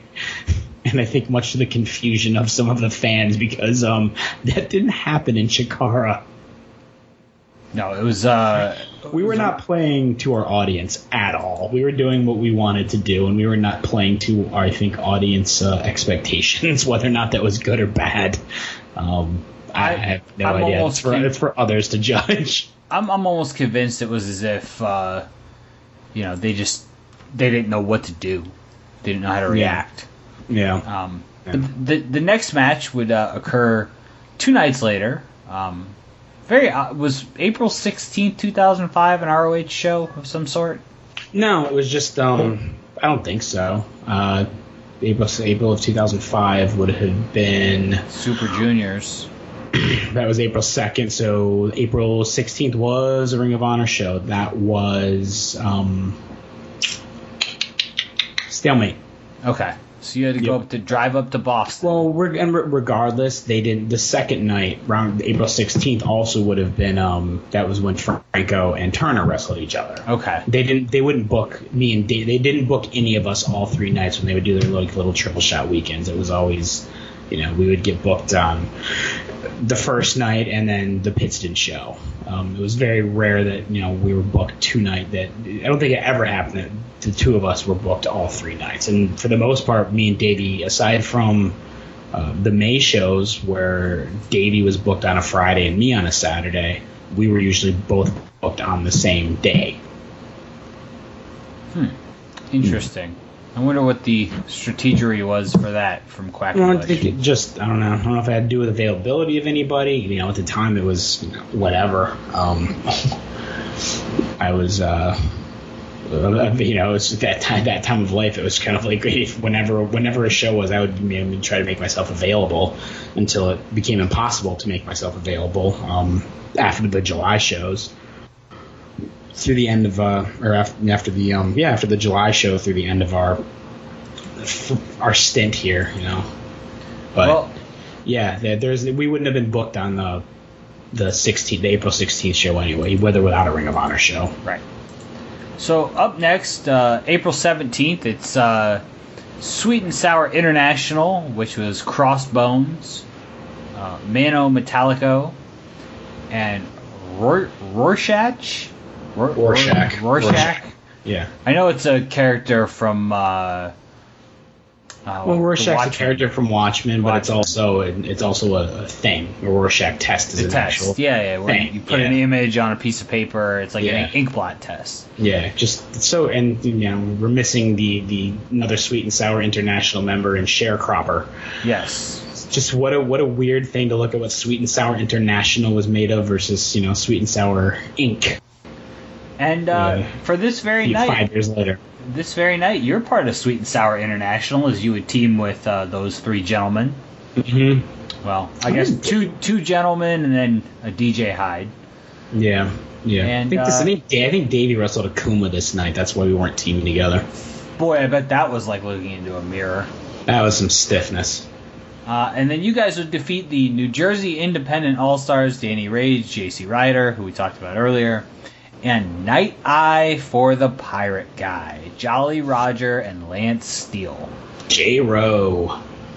So Jolly Roger is the not twin brother of Jigsaw, but they look a lot alike.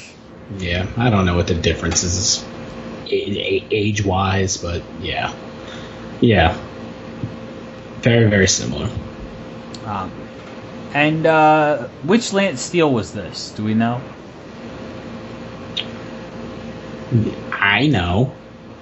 Is it somebody that's out there now rolling around so we don't kill the K5? Yeah. It's kind of like when we get later on when we get to the ants. It's like I know who the ants were, but I don't really want to pull the mask off someone who didn't have a mask pulled off. Yeah. Well, because there were two Lance Steeles, and the one. Yes. The one went away. There may have been more than two, but oh well. Okay. Yes, because I also worked Lance Steele in Force One, several years later. That was not the same Lance Steele as this Lance Steele. Oh well, that's a fun fact. Mm-hmm. Fun Fact Friday here on a Saturday that we're releasing this show. Saturday the 8th of September. Yeah, you can deal with dates and stuff now. But this match would go 17 minutes and 44 seconds. How the fuck? How did I? Yeah, wow. It's amazing for a match of that amount of time that I had very little recollection of its existence. I forgot that I teamed with DJ, with Crossbone. DJ is Mano Metallico, by the way. DJ Hyde is Mano Metallico, in case anybody didn't know or gave a shit. Yeah, and that's not one that we need to protect either. Cause I could care less. Piece of shit. Especially what happens in May. That I forgot that we teamed up together a month before we fought each other. Yeah, as I watched this match back, I was like, "Oh, this match happened? Okay, sure, if you say so." There's also an odd point, like at the start of the match, where you're in the corner and Rorschach is basically giving you a pet massage, which was kind of odd. Yeah. I think this is one of those matches too, where like watching it back was like, I remember just sitting there going, "I'm not gonna remember any of this shit." Well, and there wasn't really anything that stood out. No, I think there's spots where I clearly watched myself like, I had no fucking clue what was going on right here. I just went along with shit because, like when they did the boat and the spyglass spot and they all stacked up on each other and I'm like I fucking remember none of this like that at all. At all. Well, and to me, the most disappointing thing of this match is probably the last 4 minutes of the match. It's just DJ Hyde rolling around in the ring. Yeah, because I think the entire match is literally DJ not doing anything, and then he comes in and gets the win. Yep. Yeah. It was just meh. Which then therefore makes our May match make less sense, because I was like, well, if I had taken the pinfall in this match, okay, then Sweet and Sour International could be mad at me, and that's why me and Davey wrestled them in May. But no, in May it's just two heel teams wrestling each other. I guess. No, I don't know. Who knows? I didn't pay any fucking attention. For all I know, in the month in between, Crossbones and Mano Metallico could have turned babyface and separated from Sweet and Sour International. I had no fucking clue. I did my shit when I was there, and I didn't pay attention to much else. Me and Davey would sometimes go sit up in the balcony in Pittston and watch the other stuff. And I don't remember which of these shows it was, but I remember like we were.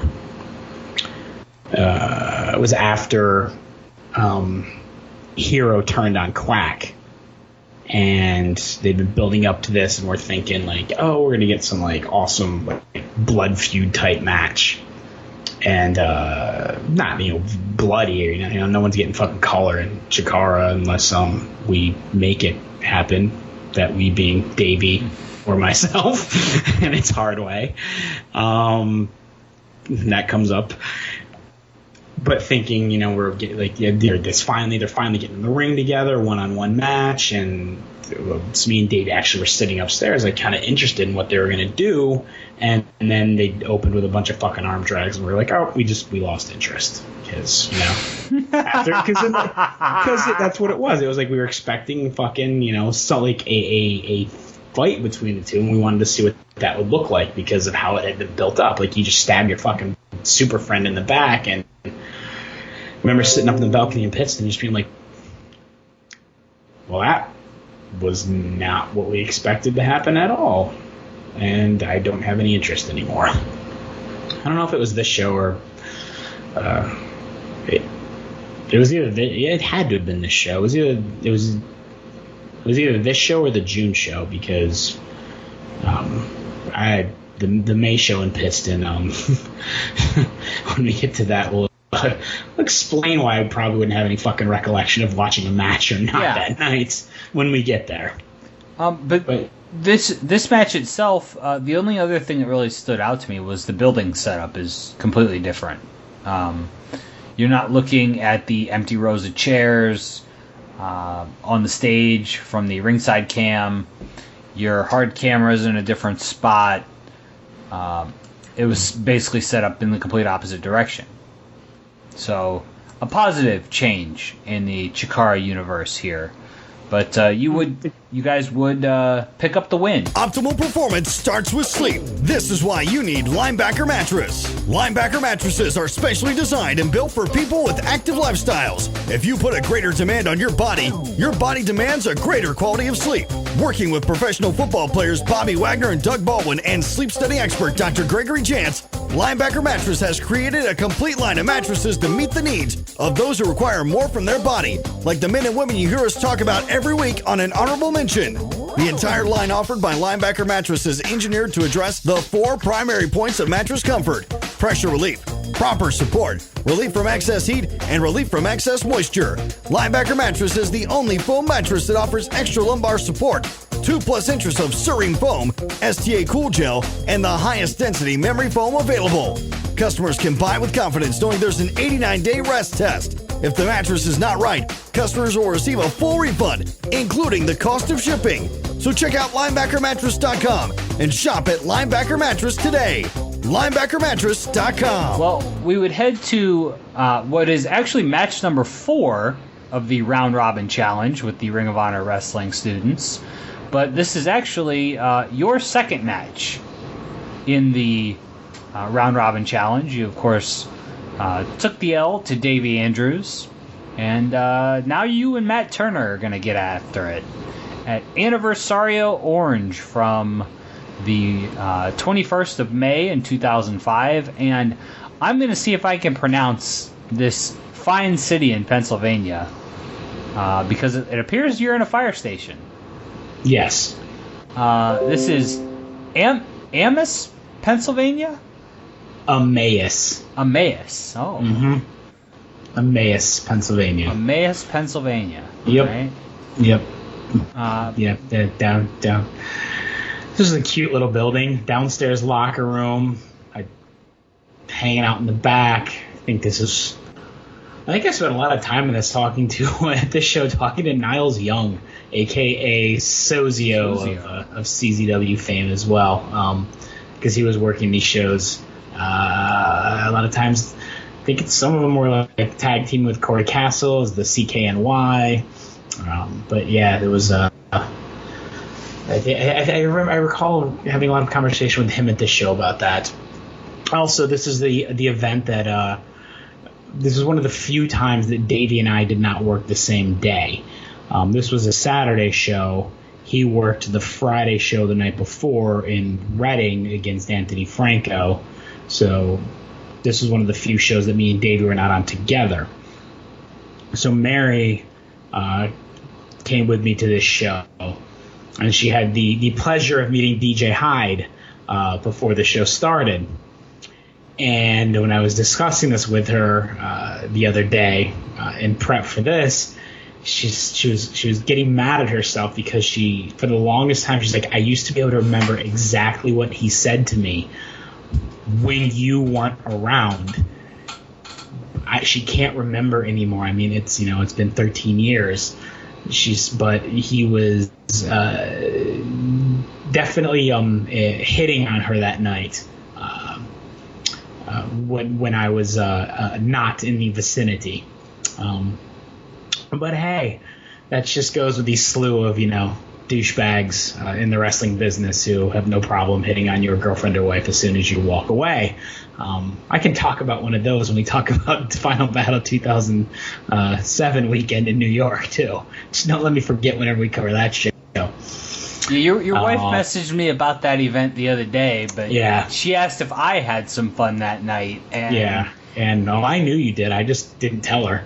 Oh. Just told her to ask you. Oh, but, yeah. But yeah, so the DJ Hyde spent the night hitting on her.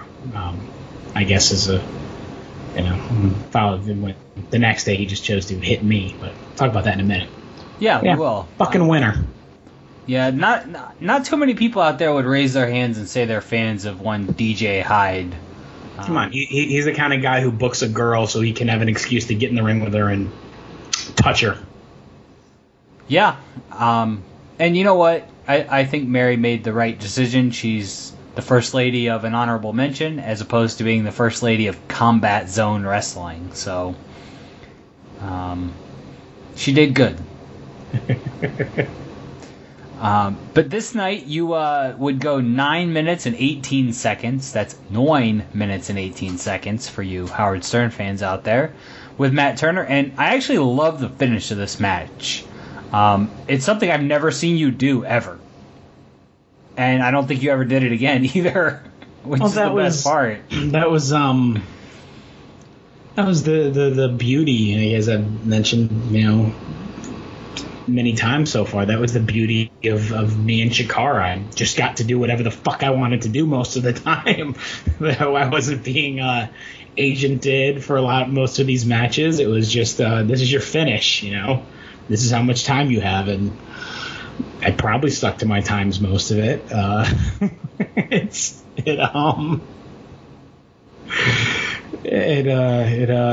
certainly was. It was a very different me than you're going to see, in Ring of Honor or in FIP matches. I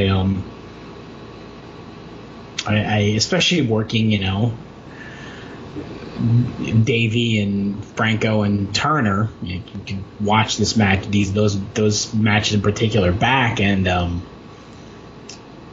a hell of a lot more of an aggressive heel than I was at any other time, and a lot more controlling of the matches. Like, I watched them back, and they were the kind of matches where I'm like, especially this match and the final match I had in this with Anthony Franco, I'm watching back, and I'm like, I really made the babyface work for their sympathy. Like, with somebody else, you could almost say I was eating them up, unless they fought back and fired back, and you worked for your sympathy, I guess, and worked for your hope spots. I felt like there were times, watching this match, I was like, Jesus Christ, I'm eating him alive. But then when he does come back, the fucking crowd was there for it, I thought. Which, so I was like, oh, then I guess it worked. Me putting so much heat on him worked, because the fucking crowd came up for him coming back and got super pissed off at me for cheating to win. Yeah, so the finish itself, the sunset flip bomb off the ropes, and first of all, I've never seen you actually climb to the top rope ever. So that was a pop for me. I was like, what the fuck's he doing? And there he goes, and does the sunset flip bomb, but you've got Matt in a pin, but you can't reach the ropes with your feet. You're a little too far. You kind of overshot yourself. So you did the smart thing as a heel, and you grabbed his tights and picked up the win. For somebody with, such young experience, so green, to think that fast and adjust, I think it really showed where you were kind of headed at that point. No, thank you. I appreciate that, because it's one of those, in the moment, I don't even think about it. Just like, all right, because I'm not looking back at the ropes. I'm just like feeling back with my feet, and I'm not feeling anything. So, grab the tights. I don't know. I probably didn't even think about it. It was just a natural reaction where I don't want to beat him cleanly. No. So I, do it with what I have available to me, and that was pulling the tights. Did I make him bleed? I think I made him bleed a little. Very, very lightly. From the mouth, yeah. From the mouth, I think you punched him. Yeah, probably. Or one of the, the face washy type drop kick spots in the corner that I did in this match too. It was fairly early on. I think you just caught him snug. Yeah, probably. Within the first 4 or 5 minutes, maybe. Well, which I guess was like halfway through, but like about the 4-minute mark, if I remember correctly. Watching these matches back led to an entire watching Twitter conversation with Stars Moore and with Chikara, and now I'm forgetting who the other one was. Where it was just like, wow, ROH kids are stiff or snug. I can't remember which word got used in the Twitter thread, but by process of elimination, we know it's not Davey Andrews. No. It wasn't. No. It wasn't. It was someone else. That was nobody that I know. Nobody that I know. Was it TJ Hawk? No, maybe. I don't know. I'd have to go back and actually look at the thing. But it was just this interesting conversation of yeah, we were, and Chikara kind of saying one of you was clearly out of control of the four of you, and Stars more responding by saying that I was not too far behind. I was like, God, man, I don't know. God bless Joe. Joe's supposed to Leonard Chikara, and God bless him for I don't know. I wonder if he got shit for having us be on the shows. Well, the man that was the most out of control of the four of you would team up with you the next night, and you would take on Crossbones and Mano Metallico, a.k.a. DJ Hyde. Tell us the story of this match. They beat you in 7:47. You guys are back at the staircase in Pittston.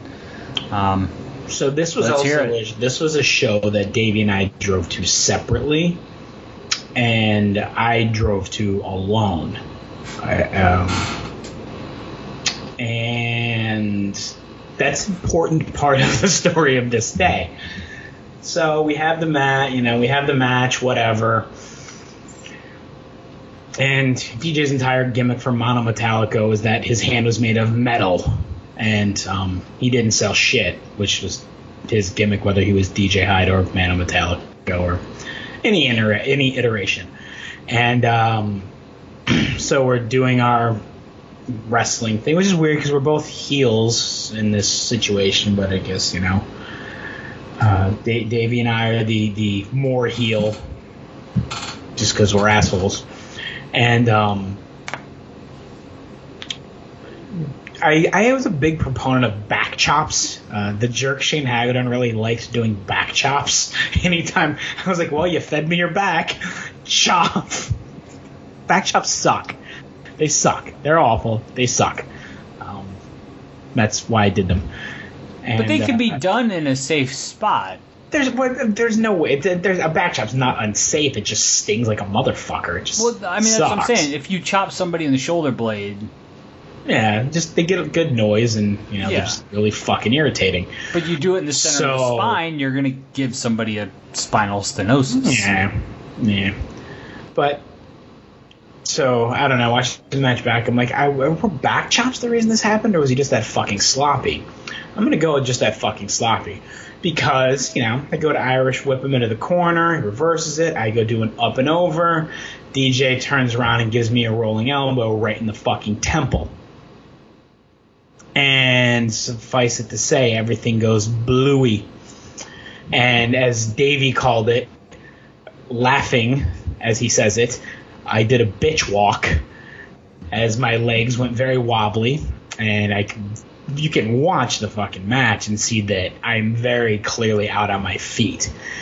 And DJ grabs a headlock, says, "Do you know where you are?" I think I laughed a little and said no. So what does he do? Hits me in the head, puts me in the corner, and I highly doubt he communicated this to Crossbones, because I really don't think Crossbones would have done this next spot if he knew that I was completely out of it with no clue what the fuck was going on. One of Crossbones' big spots, very safe looking. No, it's not dangerous necessarily, but was to essentially he's doing a face wash to the back of your head. Like you're facing you're sitting in the corner facing the corner post. It's kind of like the panic attack, It's just all it takes is the placement, to hit it and make it look good.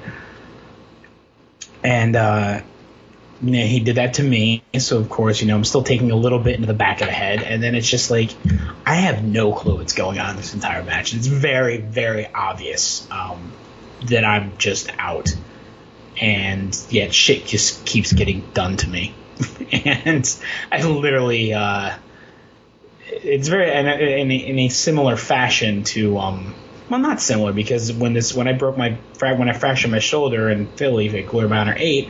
I was completely incapable of communicating what was going on because I was in so much pain I couldn't talk. This, I clearly communicated the best I could that I don't know what the fuck is going on. Like, somebody get me out of this ring. I had no clue what was going on, where I was. I was in a wrestling match, I knew that much. But match proceeded. I took the fall at the end. I, of course, being the tough guy or whatever, fabed how bad of a shape I was in. I had absolutely no peripheral vision. You got to figure, I don't remember where we were on the card for this match, but for the rest of the show, I'm just sitting there. I can't see. I literally, you wave your hands on the side of your head, and you can see your hands going back and forth. I couldn't see anything. Like, it was all I had. I could see what was directly in front of me, and that was it. I had no peripheral vision. My head was swimming. This was the first time that I 100% knew I had a concussion in wrestling, and like I said, I drove by myself. Pittston is about an hour and a half, maybe 2 hours from where I live. Driving down the Northeast Extension onto the Pennsylvania Turnpike with absolutely no peripheral vision, it was fucking terrifying. But I had to get myself home. I had no other way to get home. There was nobody who was going to drive me home because, like, what am I going to do? Drive back there 2 hours and get my car the next day? Like, I had to get myself home. So it was like the most terrifying, like, drive of my life, quite possibly, because I was totally alone. I had some scary drives, driving the mountains in Colorado to get to Vegas, the snowstorms, but I wasn't alone. This, I was completely alone and completely unable to do anything. I just had to keep staring straight ahead at the road, white knuckling the steering wheel, and just praying I didn't fucking die on this drive home for my $25 paycheck that I got that day. It's ironic that you say driving home, you're literally, and obviously we're doing this show on Skype and we can see each other, you're looking straight ahead.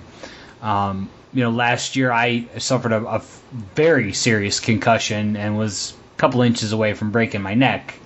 And thankfully I learned through my friends in the wrestling business that you're supposed to tuck your chin when you land. Otherwise I would have broken my neck and been dead, and we're not doing this podcast for all you fine honorable mention fans out there.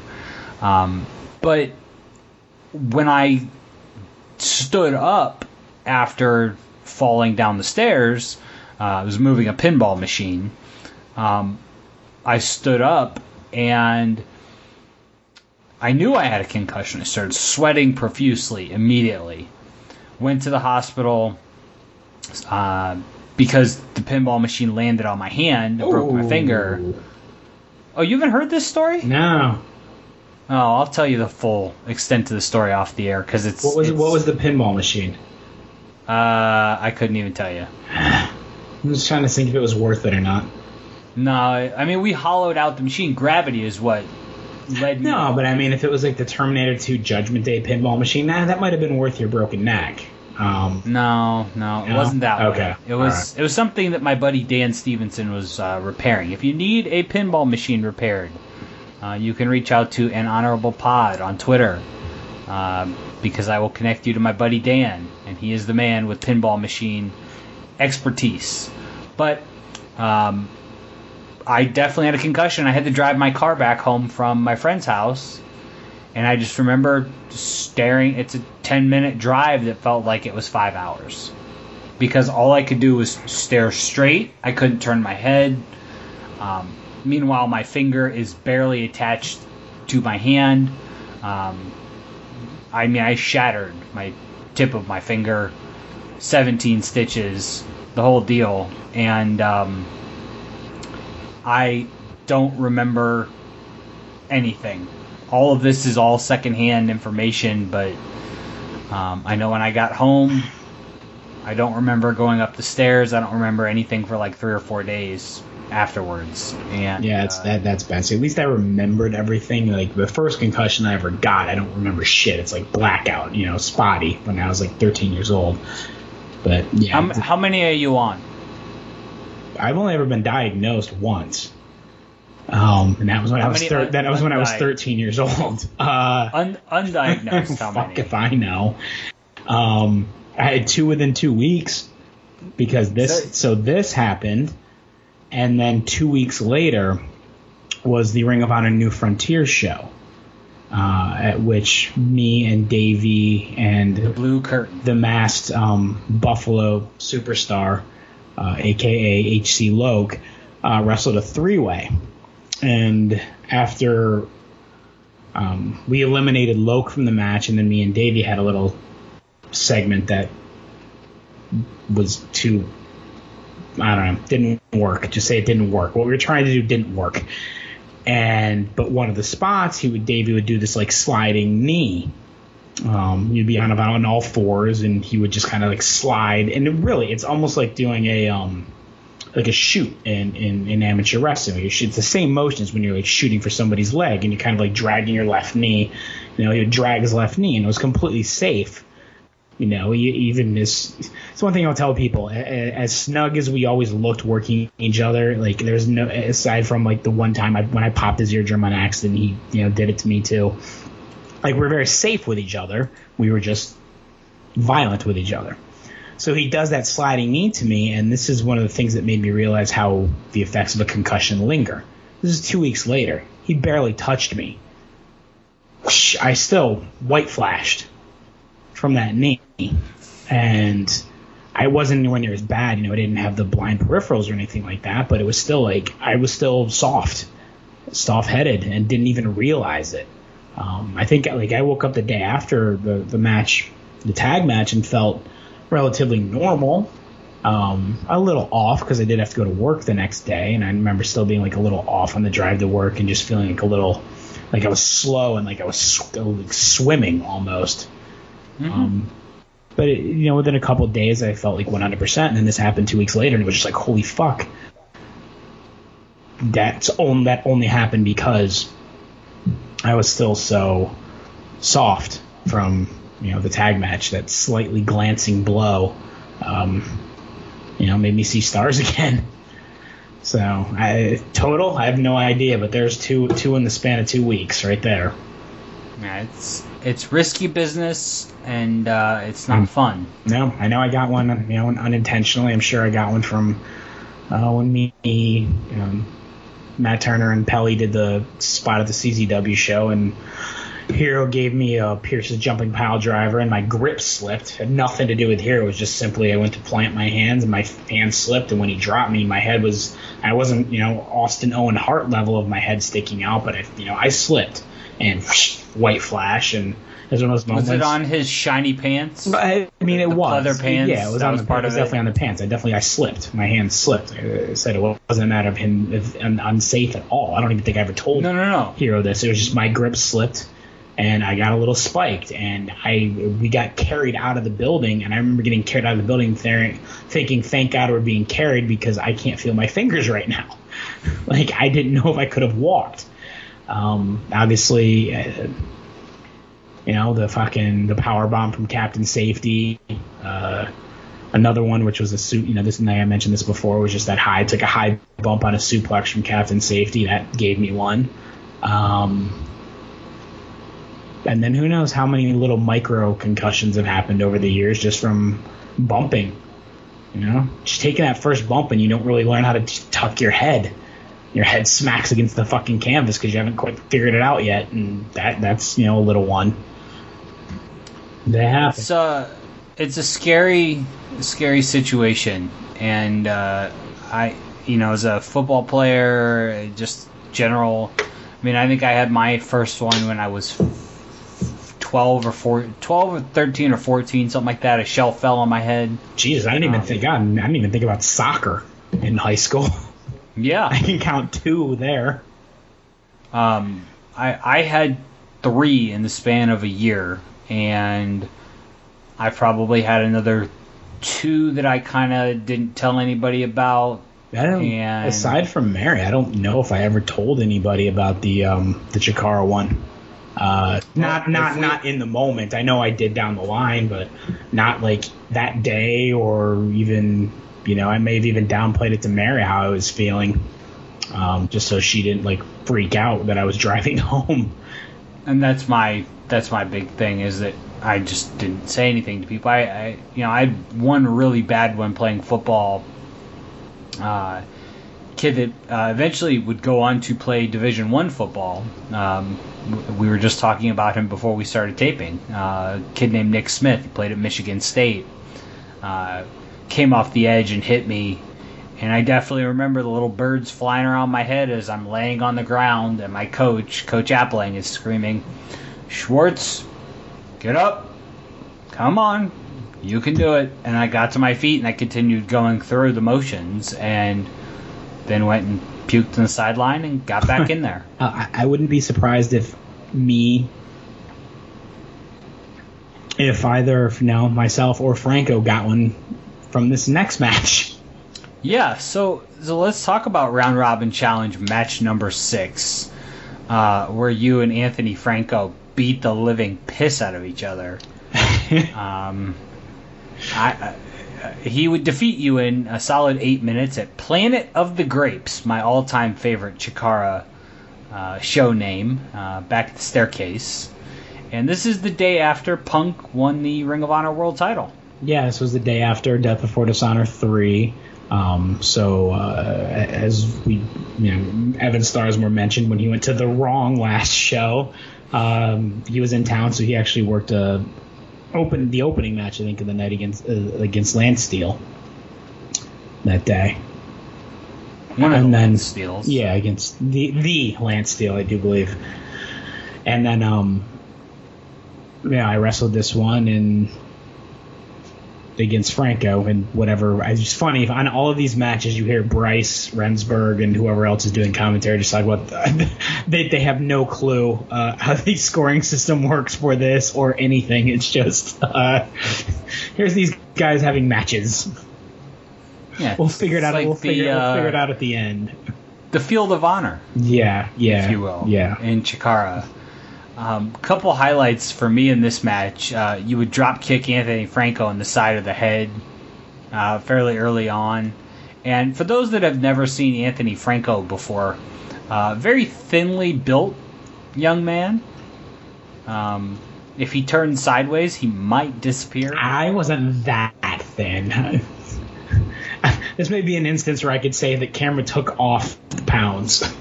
Yes. If that's the case. I didn't know Anthony very well. I think I was only around him maybe once, twice, if that. And it was nothing more than like just a handshake and a hello. Yeah. He was the pretty boy of our group, who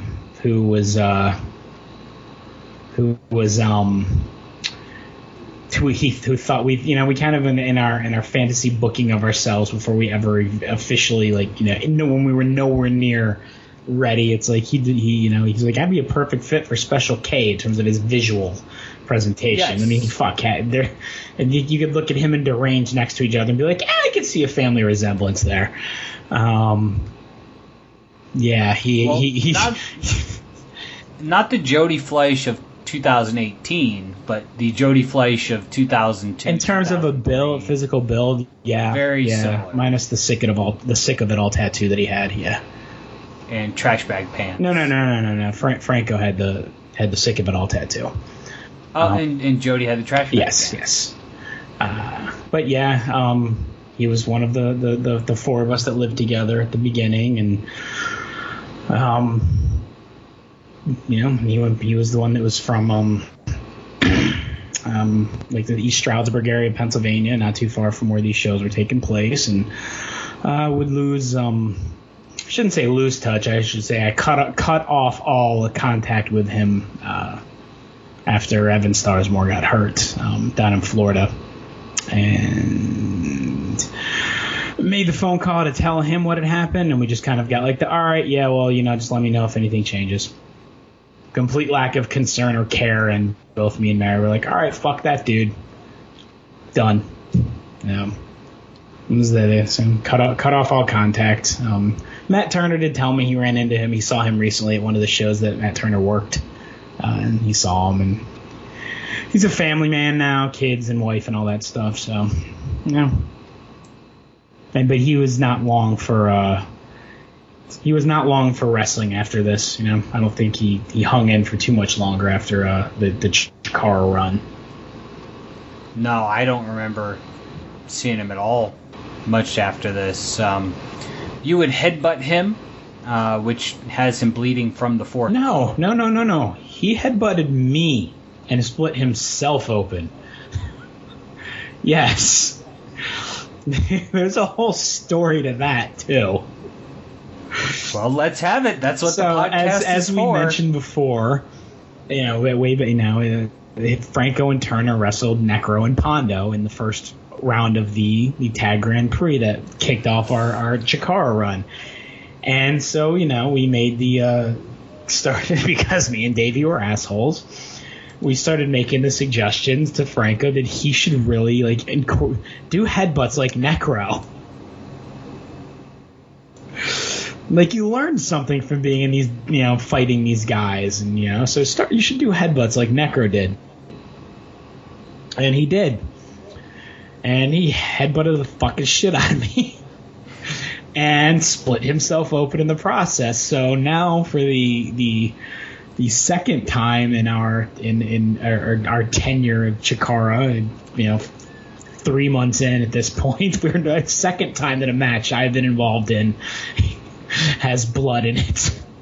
So are you sure that there wasn't a headbutt exchange? Oh, there was. It was like one, okay, so maybe he was bleeding. He headbutted me. I headbutted him back. He gave me a big headbutt that split himself open, and then and that was that was his big. Cause it was similar to the Matt Turner matches that I fucking put mad heat on him, and the fucking Ogawa kick, which I was so happy when Bryce Remsburg called it correctly, that it was a Ogawa kick from Yoshinari Ogawa. So when I just trapped their head between my feet and punt them in the face. Then I did. Then he just he stayed alive and came back and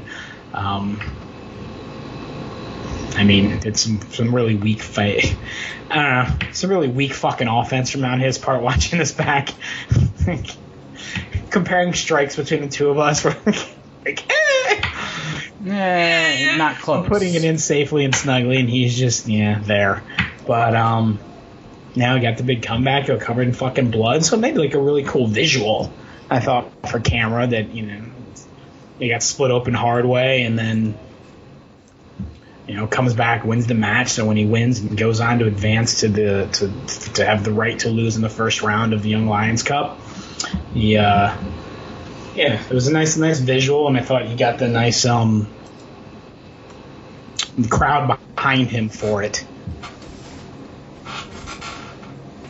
Well, he would get you to tap out with the STF, as we said at the 8-minute mark, and that would end the round robin challenge as Franco would advance on to the Young Lions Cup. Which took place, the finals at least, would take place on the 24th of July in Pittston, back at the Staircase.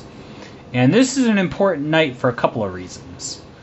You would participate in a 4-way tag team elimination match, which the Dark Breed, Blind Rage, and Hallowicked would win.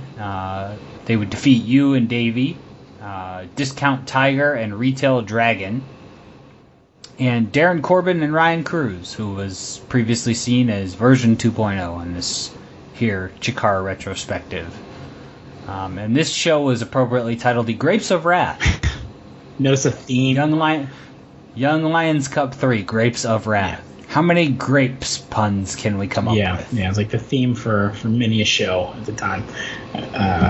I did. There was literally, I remember nothing about this match except for one spot, and that was the tail coming off the Tiger when Davey tried to pull him in for her.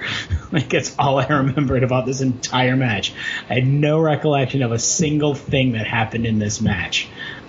So, I forgot it was a 4-way elimination match. In my memory, it was just me and Davey against Retail Dragon and Discount Tiger. I had no recollection whatsoever of this, but it was my first time, working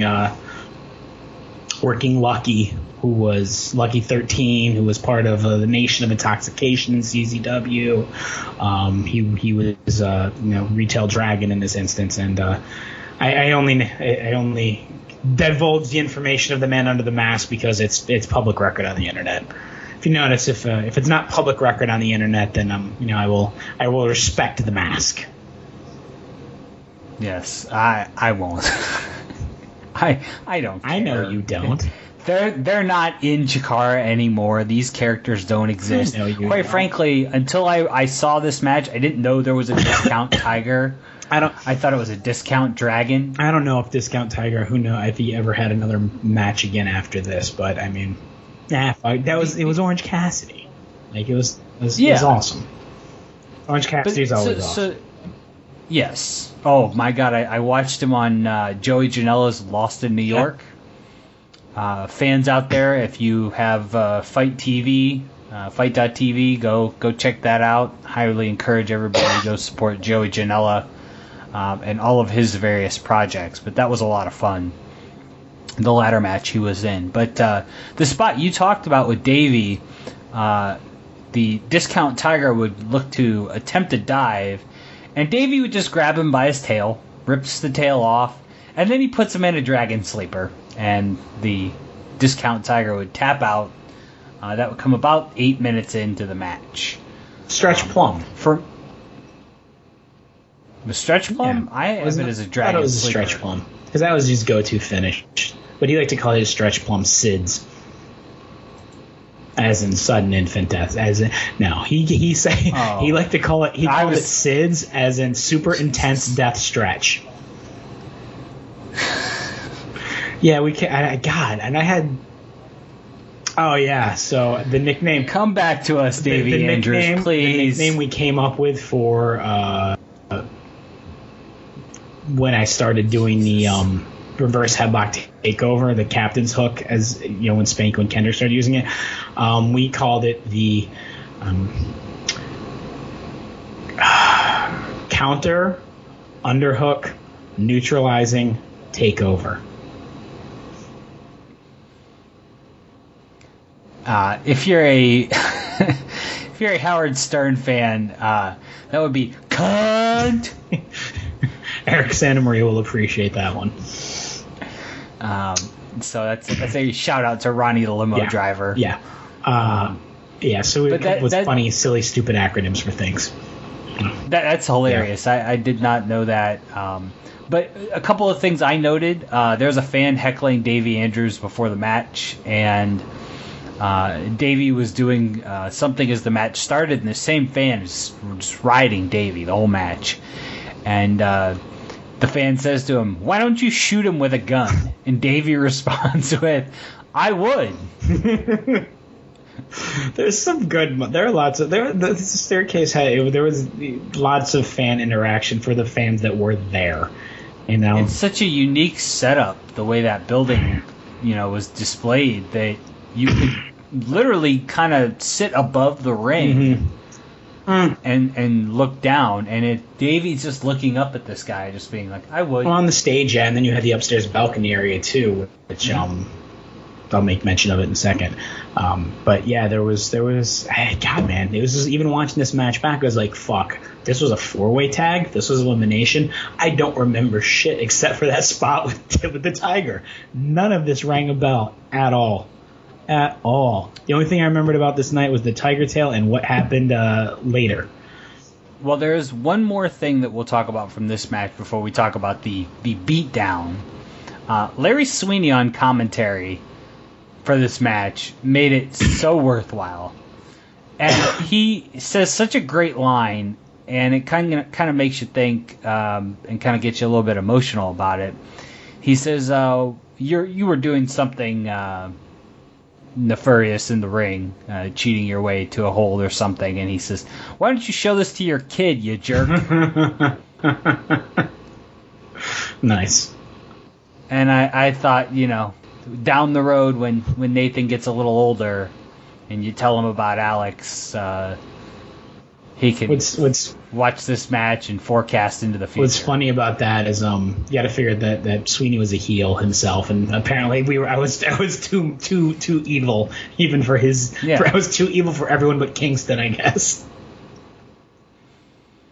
It was so weird watching these matches back with Sweeney on commentary.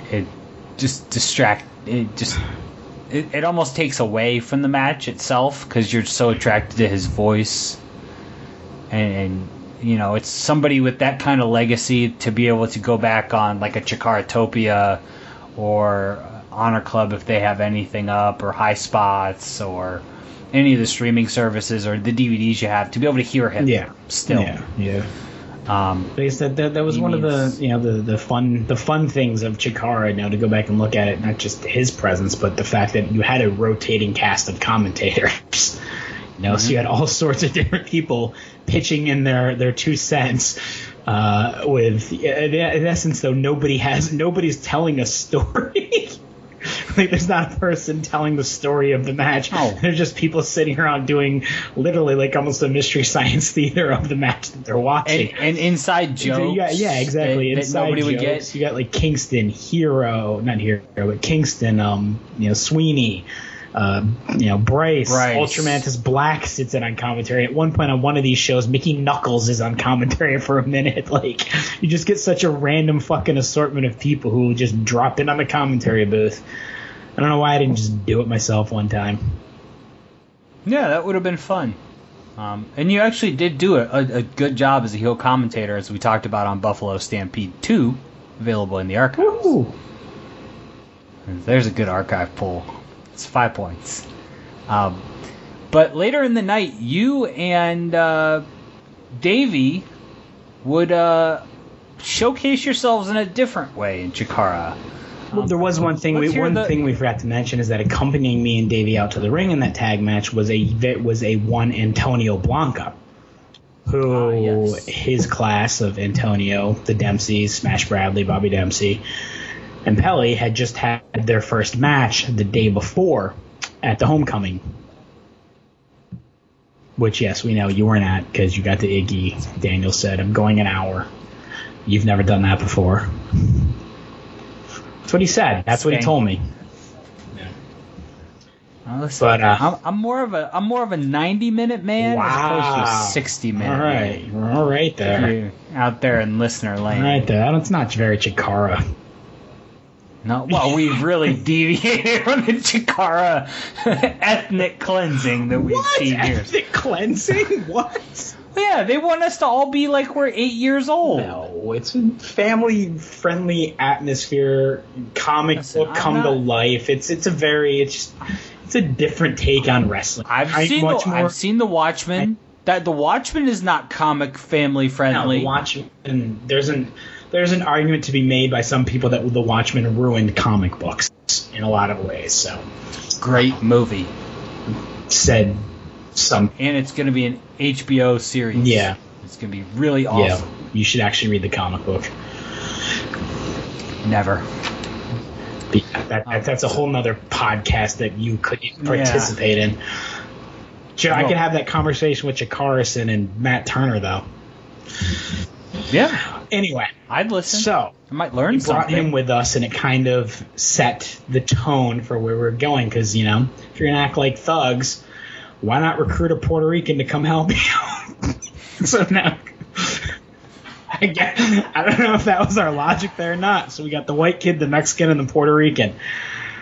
And wow. So Franco and Turner were having a match with Cheech and Cloudy that had been building for quite a while, and they went fucking everywhere. They fought up in the balcony at the staircase, like Cloudy, I think, or Cheech was doing like the Undertaker tightrope walk on the fucking balcony of the staircase and got crotched on it. It was a hell of a They brawl. fought absolutely everywhere and did some ridiculous, crazy shit.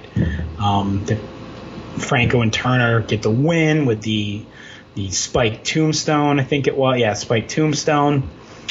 And we came out during the course of the match to support our Ring of Honor Academy brethren.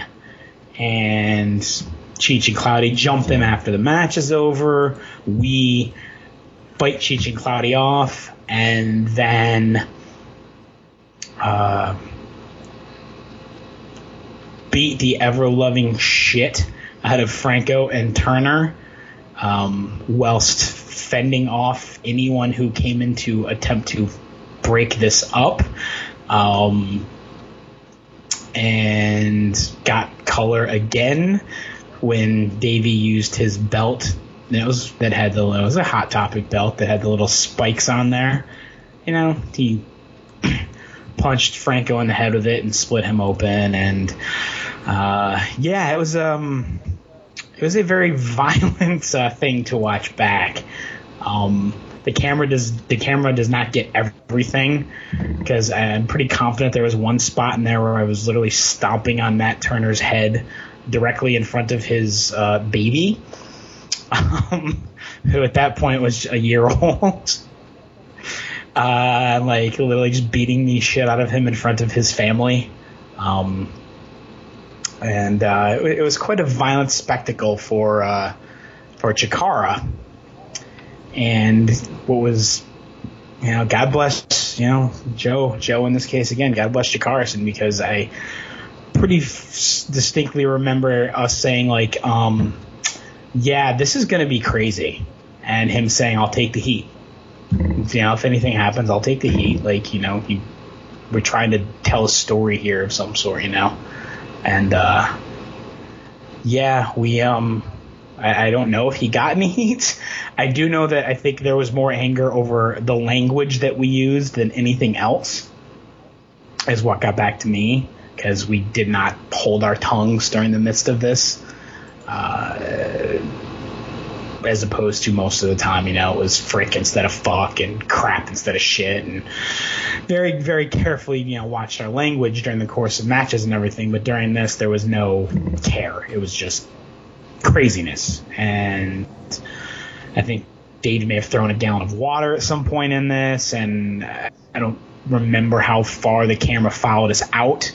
But as we're on our way out after the beatdown, Davey and somebody, I don't know if it's one of Turner's friends or what, get into it a little bit.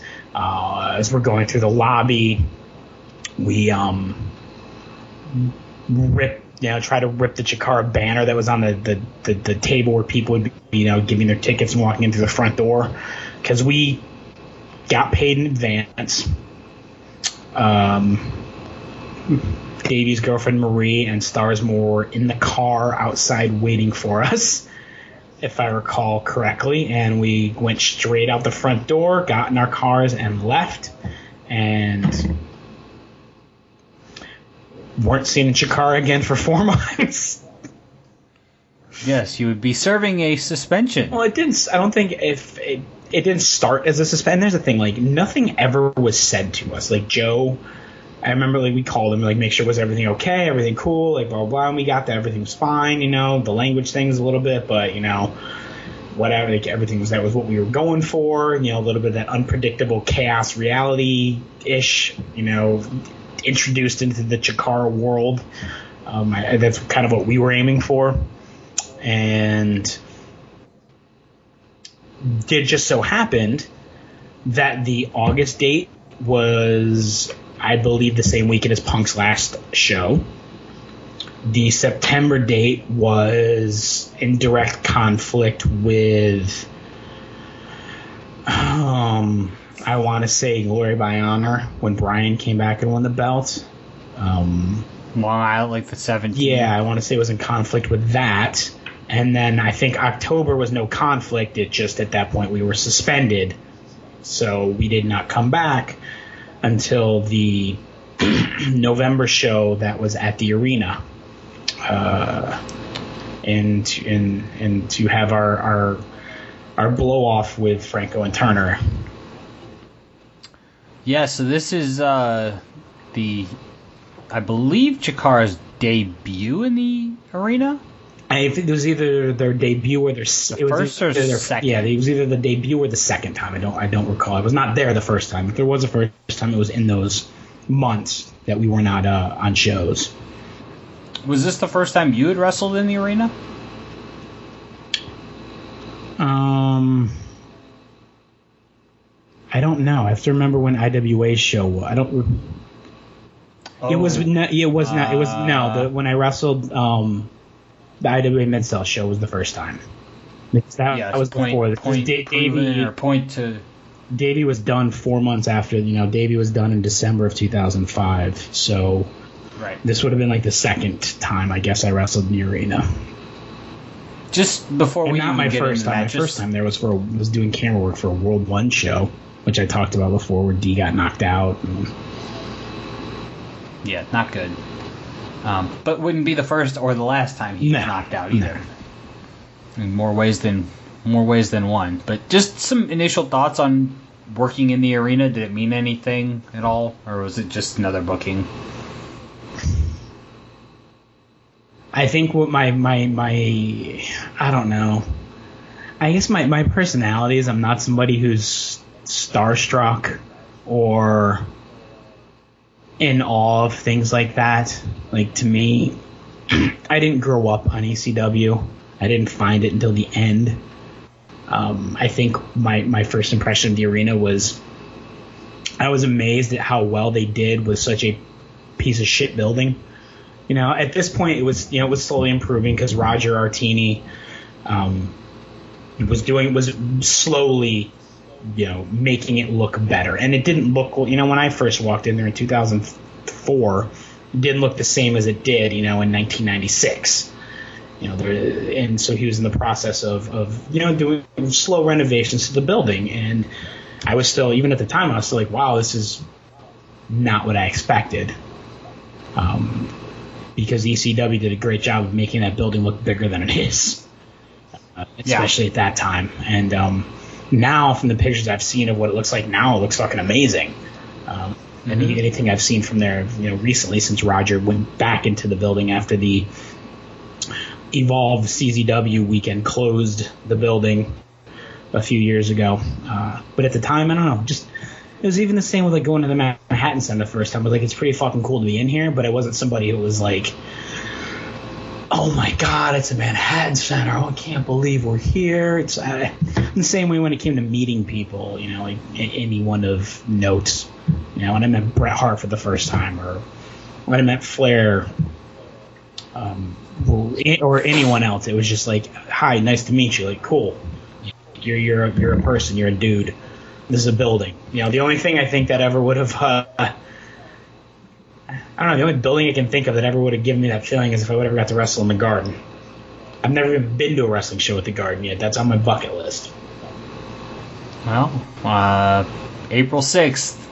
Yeah. I'll see you there. Yep. I'll be outside. Oh, come down, see me. I'll be near the ring. We'll confirm my existence here soon. But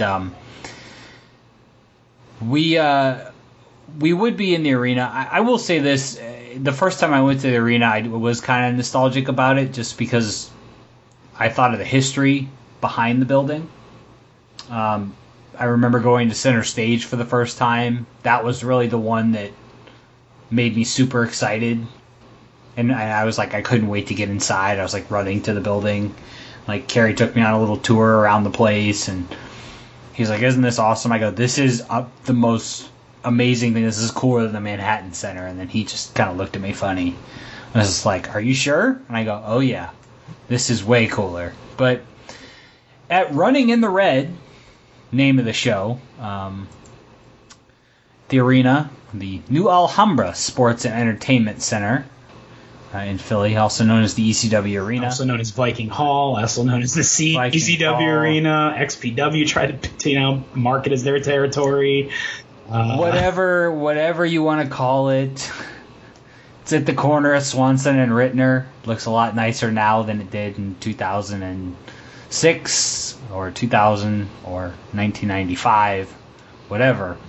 But this is the Tag World Grand Prix 2006 qualifying. You guys got 7 minutes and 12 seconds to blow your feud off. And Franco and Turner would beat you and Davey. Does the date of this show mean anything to you? 11/13/05. Not off the top of my head. So we were driving back from FIP. The night before this, the 12th, was the night that I wrestled X-Pac. So me, Davey, Derek Dempsey, Pelly were all crammed in a car, and we somehow managed to make the 16 to 18 hour drive from where we were in Florida back to the arena in like 13 hours. I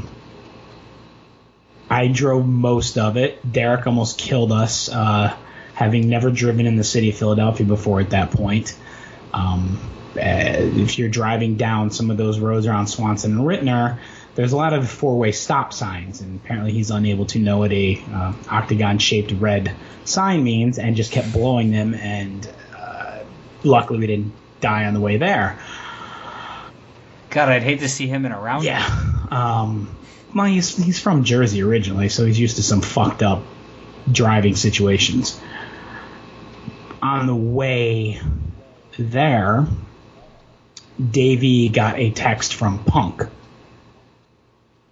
Eddie's dead. Oh, I don't. Why did I think that was 06? Nope. November 13th, 2005. So we were on our way back from FIP. Fucking zombies. We get this text, and Eddie, I never met the man at all, but he is one of my all-time favorites in the history of wrestling. And it was just like, fuck. And so we get that text right before we get to the building. And then we walk in the door, and the first people we see are Cheech and Cloudy.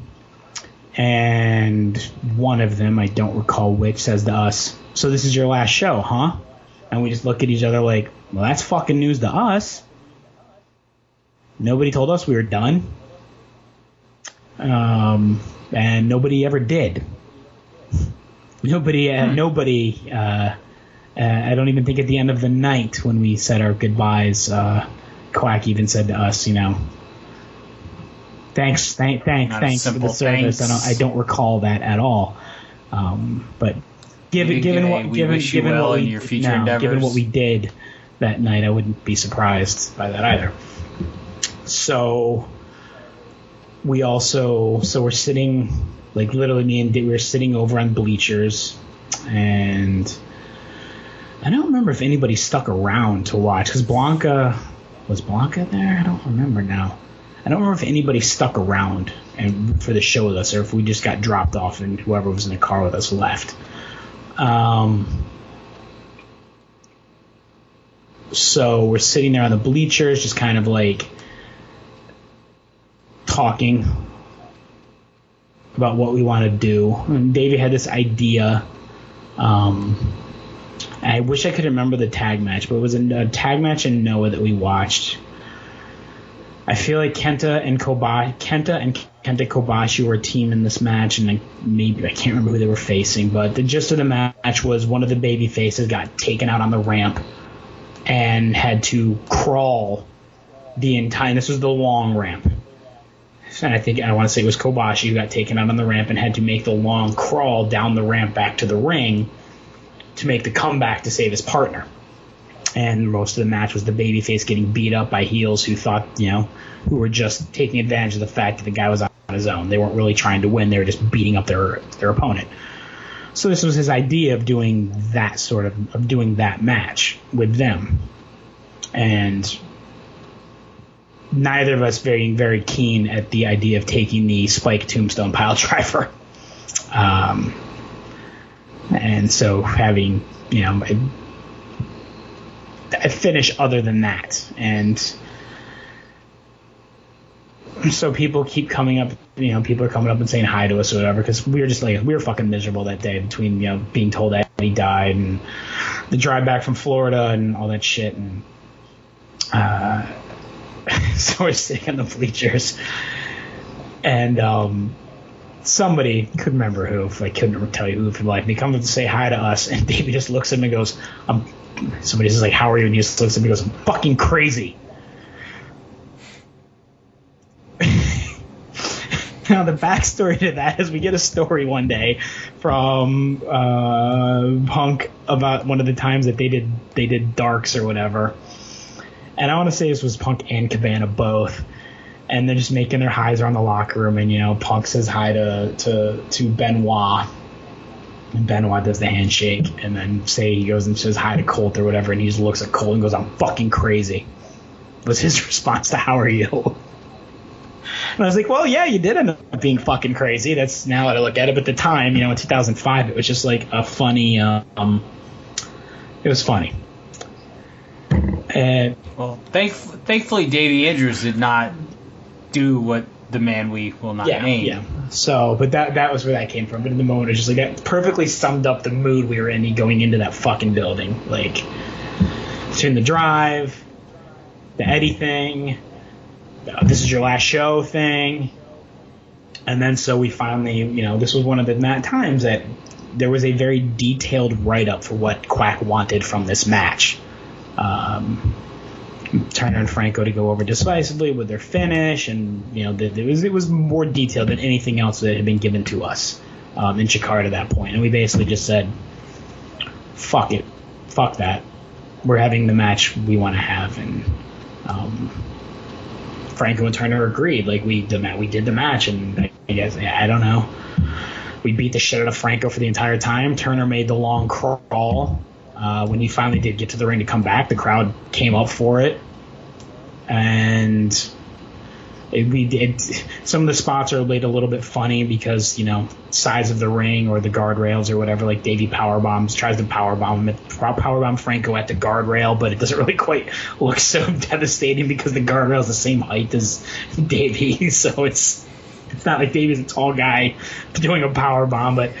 It's just he's smaller than me, right? He's like 5'7". He's shorter than 5'7". Yeah, he's a couple inches shorter than me. Plus the way he carried himself, he actually looked a little shorter than he was. But yep. And I don't know. So we had the match and we were done and gone. I never thought I'd be back in fucking Chikara again. Well, and I just, like I said, I don't recall even getting like a. It was kind of like they couldn't even put a statement on their website. We'd like to wish Davey Andrews and Shane Hagadorn the best in their future endeavors. I don't even remember getting I'm trying to remember if we got that's not what I was looking for from the match, since we did nothing that the write up included besides Franco and Turner going over, because it was a roll up finish. And I took the pinfall. And then we fought a little bit more after the match ended, and they fended us off and got their babyface shine after fending us off. And Davey was done with Chikara, and I thought I was too. And the crowd reacted pretty well to Matt Turner and Anthony Franco as well. I mean, I don't know. I don't know if I looked at it and I thought it was us trying to do something that was over our heads. Well, it got Turner and Franco established, and the crowd picked them. They were sympathetic to you guys beating the shit out of them. At least in my opinion, they were. But you would be away from Chikara for a grand total of a year and 5 days.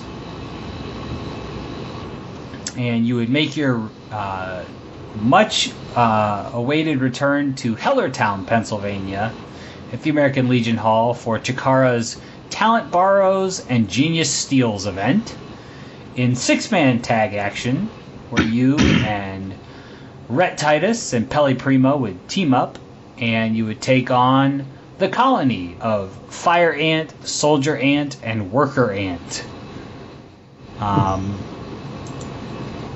Couple highlights from me. I greatly enjoyed Pele just casually talking to everyone as he walked out. Couple of the notable ROH fans, my friend Paul, GLF, Jack Bauer, and that whole crew, cheering for you guys as you came around. Obviously, they were known as the ROH fans of the group, so cheering for you guys as heels was kind of fun. And we had the weird dynamic of I was the tried and true heel. Me and Pele were a feud in Ring of Honor, and Rhett was off in his own little bubble. With the Addicted to Love gimmick kind of in its infancy. Very, very infancy, because we're about 2 months after No, we're not even there yet. No. This was just very preliminary, putting pieces together sort of thing for. I was trying to think. August of 2007 is what I was. And Connecticut. I don't know. I'm sorry. I'm confusing shows. That's putting the Addicted to Love together. That was from the King of Trios the next year. This was still just. This was. But there was a little bit of that, but there was also Happy to Be. Yeah, this was Brett was less than a year in at this point, as far as since his first match, and so Pele was kind of the baby facious of our team, and I think Pelly was the way this match even had, like how this even came together, because they didn't contact me for us to come in. I think Pelly was the one who got contacted to bring us in. It's just kind of funny. I worked on the last show of the season from 2005, and now I'm back for the last show of the season in 2006. And it's a different version of me. You know, this is the me in the bathrobe, as opposed to the hoodie and, you know, did I have? I mean, I had actual gear by this point, not just all black. I had instead of just the singlet, I had actual gear. I had, I had color into my stuff at this point, and a little red. And I had moved from the Minoru Suzuki to the Taka Michinoku hair, and it was an interesting dynamic. And I think Rhett picked our music for this show, because I can't remember if this was the show where no, that's the next show. This is where I forced tried to find the only Lars Frederiksen song I could find without cursing to make it Chikara friendly. With an intro that's like a minute and a half long, so it took us forever to come out of the fucking curtain. Still, someday, if I ever decide to have another match again, my dream is to come out to "In the Air Tonight" by Phil Collins and not come out till the drum kicks in, which is 3.5 minutes. That is my dream. That is my dream entrance. My dream entrance. That would be great. Because you'd be booed out of the... But then everybody would hear the Phil Collins song and they'd be like, oh, he's a big... I think they'd boo, then they'd cheer. Then they'd boo, then they might cheer again, because it's just taking so long. It depends on the audience, you know? Yeah. I mean, and it's got to be a place where you can use the copyrighted material as well. But the whole theme of the match with, the colony... do we want to say who was a part of the colony? I mean, there's only one. The only one I ever saw with his mask off was Gulak. The other ones, I have no idea. Okay. Yeah, but Drew Gulak was one of the ants, and a body type unrecognizable Drew Gulak compared to what he has developed himself into. But yeah, it was. Yeah, because I was trying to figure that out, and. But I was under the impression it was somebody else. It's amazing, the transformation. What's fun is you're like, all right, so yeah, it's goofy, the ant thing, but Fire Ant was the fiery baby face. Soldier Ant was the workhorse of the group. Worker Ant, which was hilariously ridiculous, wears a fanny pack, gives every single person in the front row the limp-wristed worker handshake. It's fucking amazing. I look back at that now. And has his rolly bag, too. I look back on it and I was like, this is absolutely amazing. I loved every second of watching that entrance back. And a year later, from leaving Chikara, my mentality was entirely different as well. I was much more accepting of what Chikara was, and far less angry of a human being, I think, in 2006 than I was in 2004 and 5. Touché. But this is kind of fun because it plays into the ROH story that you don't get along with anybody. Yeah.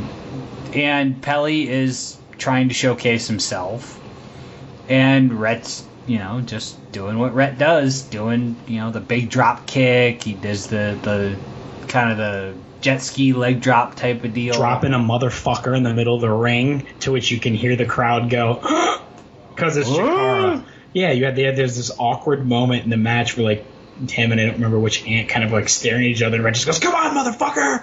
And the whole crowd just goes, and instantaneously Red was like, I'm never going to get booked here again. He thought he was done and would never get used in Chikara again because of that. Because he knew that was the one big no-no, was the language. That was the biggest no-no, was language. What are some of the other no-nos? Well, for my first go around, it was drawing blood, I guess, was kind of a no-no, and throwing water gallons at electronic equipment and speakers was a no-no, and So all things you guys all the things did, that right? me and Davey did the first time around, I think were no-nos, and that's why I was As opposed to no-nos, they were. That's why I was surprised. I was very surprised that I ever came back. I thought I would just get the big fuck you, you're never coming back to this place, and I will never speak to you again. Instead, to this day, when I do see him, from time to time, Quack is cordial with me and very nice, Mr. Hagadorn. Nice to see you, sort of stuff. So yeah. Hey, Well, one thing. this was you're over with Quack, so maybe we'll find you under a hood one day. You could be the masked podcaster. There you go. Yeah. There you go. Let's see, look, and you could have really shiny pants and radio antenna for a mask. I hate you. Stop. It writes itself. Stop talking. It's over. It's gonna be big. Sell a lot of shirts. But the colony would pick up the win, which, listen, for as much as I don't really care for the overall Chikara thing, the ants always could work. And they developed a lot of guys through the various characters that they put together, that have gone on to do some very significant things in wrestling. Obviously, we mentioned Gulak as probably being the most successful. Would you? Yeah. But they would pick up the win here, and they would Worker Ant would trap you in the corner, and Fire Ant would superplex Pele onto Ret Titus. That would pick up the win for the colony. 8 minutes and about 10 seconds, I believe, on the clock. And I thought I was done with Chikara after this. Well, just when you think you've pulled yourself out, Ret Titus pulls you back in. And it's the 2008 King of Trios. We're back at the ECW arena. Maybe it was Alex. No, I think it was Alex who got the call for this one. Okay, well, Alex Payne would pull you back in. And regardless, you can't quit them, and they can't quit you. How many movie references can you fit in? I don't know. We'll see. I'm going to do my best. We've only got one last match to cover, so time is running out. It's February 29th, which is super weird. You ever wrestled on it February 29th beside 2008? Probably not, because that would be 2012, and by that point I was done. So as far as in-ring. So the only leap year match in the history of your career. As far as I know. I mean, I don't remember 2004. No, you wouldn't have wrestled in 2004. Starting in October. So, yep. So now this would be my only leap day match of my career. Oh, it's leap year. It's leap day. And the team of Alex Payne, Ret Titus, and Shane Hagadorn are opening up the King of Trios 2008, Night 1. And you're taking on Las Chivas. This will be Chiva 2, Chiva 3, and Chiva 4, who are goats. Soccer playing goats. That's so. This is where you find a way to work in a Bend It Like Beckham reference to keep going with the movies. Never seen it. Soccer is just foosball with humans. Wow. That's right. Foosball with humans. Okay. Am I wrong? I don't know. No, you're not. All right. Well, I like. Listen. Indoor soccer was like my favorite thing growing up. We had a team here in Canton, and the most famous indoor soccer player was a man named Kia, and spelled just like the car. He was a great man, owned a bunch of stores around town. I'm friends with his son, and then he left the Canton team to go play for the Cleveland team and turned heel on us. The Cleveland team was our MISL, Major Indoor Soccer League rivals. Wow. We were the Canton Invaders. So you guys do a fun promo before the match. I thought it was fucking terrible. I thought it was fun. Well, now you have version 3 of Shane Hagadorn. So this is the full-on Adam Pearce manservant boots, BJ's boots that I bought off him. the robe that Adam's mom made for me, the singlet reminiscent of Adam's singlet. Pierce was even written on my wrist tape. Like, you got full-blown manservant Hagadorn here. Yeah, when you walked to the ring, you like pointed at the wrist tape and it said Pierce. I popped for that. Mm-hmm. But the couple things that jumped out to me, first of all, Alex looked 12. As opposed to the 16 that he's up to now. Yes. And then in the promo, Rhett, clearly does not fit in with the two of you guys. No. Like, he's off in his own little universe, like we said in the match before. And he says he's going to make the finest goat cheese in all the land, which I laughed so hard at. Oh yeah, that was great. I think it was one of those moments where it's like trying not to laugh during the promo. Yes. And then you guys walk out to the ring, and the arena is set up with the bright, digital screens that they use for all the shows at the arena. And you're walking around the ring, and you see, of course, the Ring of Honor contingent, my friend Jack Bauer, Jeremy, and you look at him and you say to him, are you stalking me? I see you everywhere. Yeah. And I mean, he was at a lot of shows with Paul and that whole group. I mean, we would all, when I would travel with them, we would go everywhere, sit together. Great group of people. I wish I still had the detailed list that I kept for a while of all of my matches, because I feel like there may have been something very close in proximity to this that they were also at, which is why I said, "Are you stalking me?" Well, let's. I wonder if a cage match would have something. If you just look under the Shane Hagadorn cage match, which does not, has some shows that I was very surprised it actually did, but yeah, check that out and see. But yeah, this was fun. What'd you think of those soccer playing goats? This match sucked. I hated it. I hated it. This is probably my least favorite of every match I had in Chikara.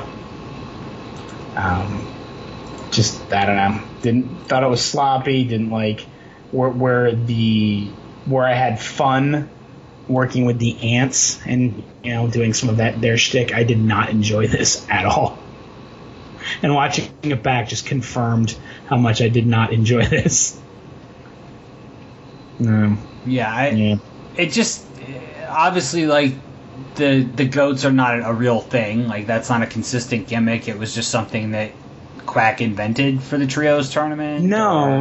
Well, the debate was who they were, and well, the internet says that one of the goats is Andrew Everett.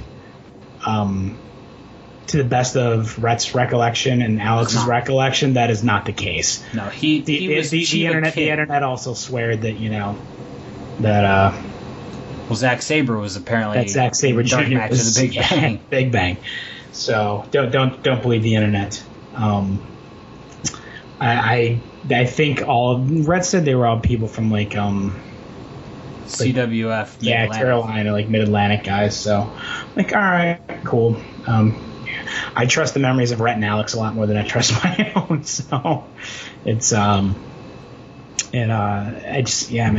did not like this. I thought they were, it's one of the matches I watched back and I was like, yeah, there's a lot of sloppiness in Chikara at the time. Like 2004-5 Chikara is nothing like 2000, aside from characters in terms of in-ring quality.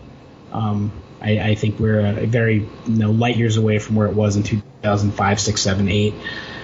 This, I just sloppy and ugly, and I did not enjoy myself. I didn't enjoy the match. They fucked up their own finish, which the crowd still politely cheered for. God bless them. Yeah, there was like a double suplex. That's a difference. Well, they were going for like the hip toss cradle spot, like double hip toss, catch Alex in the cradle, and then doing something. I don't remember what. But hand, you can watch it. Hand positioning from one of the goats is bad, so they stop. The one goat actually stops Alex unintentionally from making the full rotation. Like the way he has his hand actually stops Alex from completing the rotation, so he gets like stuck in midair. Then they just kind of drop him, and then they do something. Number 4 hit a moonsault for. Yeah, then then there was something in between, but and then they drop it in the moonsault. Yeah, it was just not good, not good at all. Yeah, it was like bleh. Yeah, bleh. That's all I had to say about it. I was like bleh. But I guess the true highlight was the promo, and you didn't like the promo before the match. Promo. Nope, I didn't like the promo at all. I liked Rhett. Rhett was entertaining, but I didn't like me. I think I was going. I don't know. I think I was going for a Pierce delivery, kind of continue the manservant thing, and that wasn't. Well, I don't know. I didn't like my part of the promo. I didn't like Alex's part of the promo. I just nah. Yeah. Well, the one thing with the promo that I really liked is that you did kind of try and do a Pierce style delivery, because you said specifically that you don't feel the need to introduce your team because if you don't know them by now, you're not paying attention. And that was a very Pierce-like line. So you're sticking to the character that you were told to portray. So that, and that you're representing the best wrestling company on the planet. Which people shit on that so much. At the time, if you read any of like the message board stuff, like the idea that we were the ones representing Ring of Honor was an idea I think that was shit on by many a people. As opposed to getting the stars of Ring of Honor. What did they want a team of like Brian, Nigel, and not Claudio, but Brian, Nigel, and down the line they would get those teams. But at this point in Chikara's in Chikara's history, they weren't dumping out the money for that. No. The money for it was going towards other names. I mean, we did that first one that we did. I don't know. That first one that we did, you had people like Super Dragon and B-Boy, Excalibur, Kevin, Generico, Jimmy Jacobs, Danny Daniels. It was. But that's one where you can split the flights. Yeah, and then or convince some people to drive. Maybe, but this, with us, it was. I don't know. I mean, in 2008, I think at the time there was a part of me that thought too that it was just an excuse, like you book the Ring of Honor school and then put our guys over them. Wouldn't surprise me. That popped in my. I remember thinking that at the time that may have that in the fucking miserable brain version of me thinking that this was some like just way to make our guys look good over the Ring of Honor guys, and we'll bring for lack of a better way to describe ourselves as the bottom of the Ring of Honor barrel essentially, as opposed to the top guys, or even bring whoever. I recall it being kind of panned that we were the chosen ones to represent Team ROH. No, but it's creating heel heat. Yeah. Which I think is probably what they wanted against made-up goats. How do you know they weren't real goats? They were working goats. Some of the match. But yeah, it was like, yeah, man, this is about as far away as you could get. I mean, I won't say it's as far away as you could get from my first match, because my first Chikara match involved fucking dodgeball. But this is about as far away as you can get from the bulk of what my Chikara was, and it was I don't know. Yeah, you book it. Kind of a disappointing way to end it. Not that these were bonus endings. These were the 17 endings tacked on after the original ending, like it's the fucking Return of the King. But yeah, this was it was what it was, I guess. Just disappointing. Well, that wraps up the look back at the run of the Jerk, Shane Hagadorn, in Chikara. Any final thoughts? Just anything sticks out about Chikara, and then we'll get into the social media and. Well, aside from me being miserable, bitter fuck for no logical reason in 2005. It's like I can look back on it now, and like I said, I see Chikara was the one place that I was able to work like I wanted to work without anybody telling me what to do. That's the place where I got to develop me. And that's something I can never, I would always have been grateful for looking back onto Quack, whether it was, like I said, intentional or lack, whatever the reason was, the thing was quite hands off with, who I was and what I was trying to do and what me and Davey were trying to do. And, to Joe Sposto, Leonard Chikarason for bringing us in and letting us be us, the us that we wanted to be, even if we're a little unnecessary at times. And there were people that I got met during that time frame that I, really, really enjoyed. I know I keep putting him over, but Orange Cassidy was one of them. That I always enjoyed and had fun with, and it's like a weird, like looking back on it, it's like it was a weird mix of misery and fun at the same time, because I got to be me more than I ever did in Ring of Honor post Top of the Class trophy. I guess that's the way I can describe it, because I look at my Ring of Honor career as like the beginning, full-on heel, Top of the Class trophy Shane Hagadorn, manservant Shane Hagadorn, and then default Larry Sweeney Shane Hagadorn. Oh my God! For lack of a, that's kind of how I looked at it a long time. Like, then there's that, once I got past that phase of like being looked at as this is the, because that's how I perceived fans to look at it, as pseudo Sweeney, that I was put in that role once he was, having to, I don't even know how to say it, like once he was gone. And then developing into the me at the end with the Kings of Wrestling family package. Like this was the only time as a wrestler that I was 100%.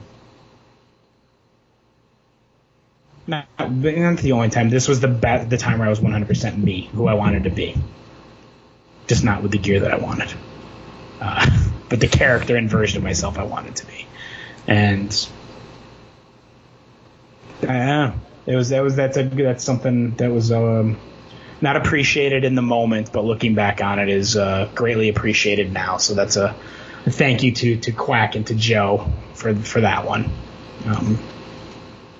And the fun of coming back for those, the last two matches unexpectedly, even if I didn't care for the final match, it was I had fun with at least the Colony match. Well, that puts a bow on the Jerk Shane Hagadorn. Every once in a while when I would see Quack afterwards, it'd always been like, maybe we'll find a way to bring you back, but obviously that never happens.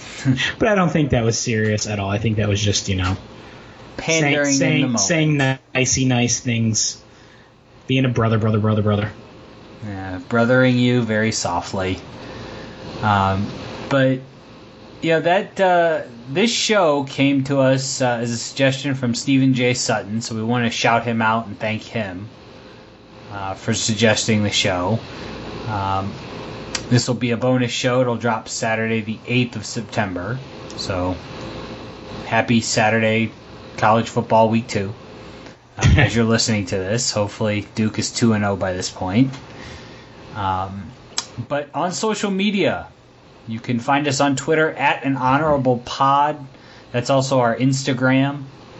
And you can find me on Facebook, Jeff Schwartz. Twitter is at the Jeff Schwartz. Instagram, the Jeff Schwartz. We also have a show Facebook, facebook.com // whatever you want to call it, an honorable pod. Twitch.tv / an honorable pod, where all these matches that we've talked about here today are available, as well as the ones missing are on YouTube, our YouTube page. So go check that out. Partner, where can we find you? The Jerk, Shane Hagadorn. At Hagadorn Shane on Facebook. Excuse me, at Hagadorn Shane on Twitter, as well as Instagram, Shane Hagadorn on Facebook, Shane Hagadorn on YouTube, and go if you're listening to this, you know Chikara, but I might as well, give them a plug too at Chikara Pro for their official, and then a friend of the show, Kevin Ford, does his at Chikara Special Twitter that he does as well. So the two things, Chikara sources that I would throw you at, because if you're listening to this, you at least have some interest in Chikara, I would assume. Also the Chikaratopia website for video shit. Yep, for all their streaming shows. But we are, of course, brought to you by the Creative Control Network, so be sure to follow the head of the Creative Control Network, Mr. Joe Feeney, on Twitter at JFF-EE-NEY3RD, and at the CC Network 1 for all the latest and greatest news and notes on the Creative Control Network. Be sure to follow our scientist of sound, the astronaut of audio, the purveyor of production, Mr. Zach Johnson on Twitter, and he is at Radio ZT. He delivers us our intro and outro every week. Make sure we sound cooler than the other side of the pillow, or in this case, cooler than the other side of the linebacker mattress. And we appreciate all the support that we get from both Joe and Zach. This episode of An Honorable Mention is a bonus episode, and you're listening to it right now on either iTunes, SoundCloud, the Google Music Play Store, Amazon Echo, iHeartRadio, Stitcher, and Hipcast. We will return on Tuesday, September 11th with Unscripted. Really looking forward to covering that show. September 18th, it is a surprise. We are not unveiling the special nature of that show until it drops, and when it drops, it's going to drop hot, and it's going to be a big one for you guys. I think it may actually get more listeners than the Gabe's Book of ROH Secrets episode. Instead of calling you Captain Safety, I'm going to call you Captain Hype. I'll try and be Captain Hype. September 25th, Kevin Steen Hell Rising. Trying to do this like, Lord Alfred Hayes or The Fink would do those old Coliseum video coming to your town, primetime wrestling coming to your town, and we'll be in Lowell, Maine on October the 5th, whatever. September 25th, Kevin Steen Hell Rising, your baby. My baby. The Kevin Steen shoot interview retrospective that was pulled from the ROH website because of threats from a very grumpy old man with a tennis racket. October 2nd, Southern Navigation, courtesy of Kevin Ford. October 9th, Undeniable. October 16th, the day after my 33rd birthday. God, I'm old. There will be a poll that will determine what we talk about that day. We'll be talking poll topics in the coming days. Ring of Homicide 2 comes your way October 23rd. Gabe Sapolsky's final Ring of Honor show as Booker. And that is a suggestion courtesy of one Rhett Titus. And on October 30th, courtesy of Matt Turner, Nigel McGuinness versus Bryan Danielson. One of the greatest feuds in Ring of Honor history. Thank God me and Ross made a DVD set that has all of those matches combined. I can't remember if Eric's the one who put that together or not, but he might have been. Well, to quote the great Bryan Danielson, yes, yes, yes. All in one. That's not what you're supposed to quote at the end of this show. No. There is only one thing left to quote, and that's to quote the great Sal Rinauro. No need to trip out. It's time to dip out. Slap the porpoise. This one is over. We're out. We'll see you on Tuesday for Unscripted. I see trees of green, red roses too. I see them bloom for me and you. And I think to myself, what a wonderful world.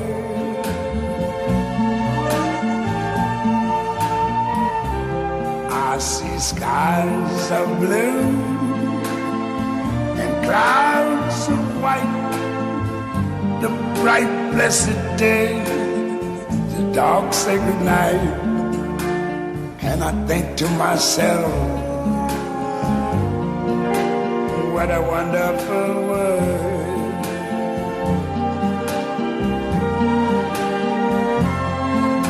The colors of the rainbow, so pretty in the sky, are also on the faces of people going by. I see friends shaking hands, saying, how do you do? They're really saying, I love you. I hear babies cry, I watch them grow. They'll learn much more than I never knew. And I think to myself, what a wonderful world. Yes, I think to myself, what a wonderful world.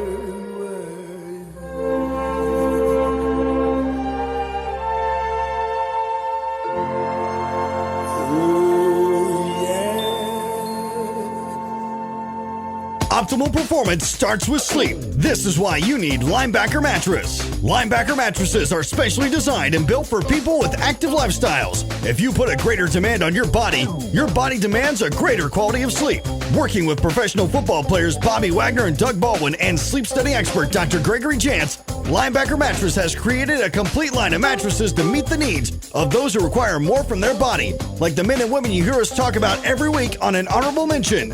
The entire line offered by Linebacker Mattress is engineered to address the 4 primary points of mattress comfort: pressure relief, proper support, relief from excess heat, and relief from excess moisture. Linebacker Mattress is the only foam mattress that offers extra lumbar support, 2+ inches of Serene foam, STA Cool Gel, and the highest density memory foam available.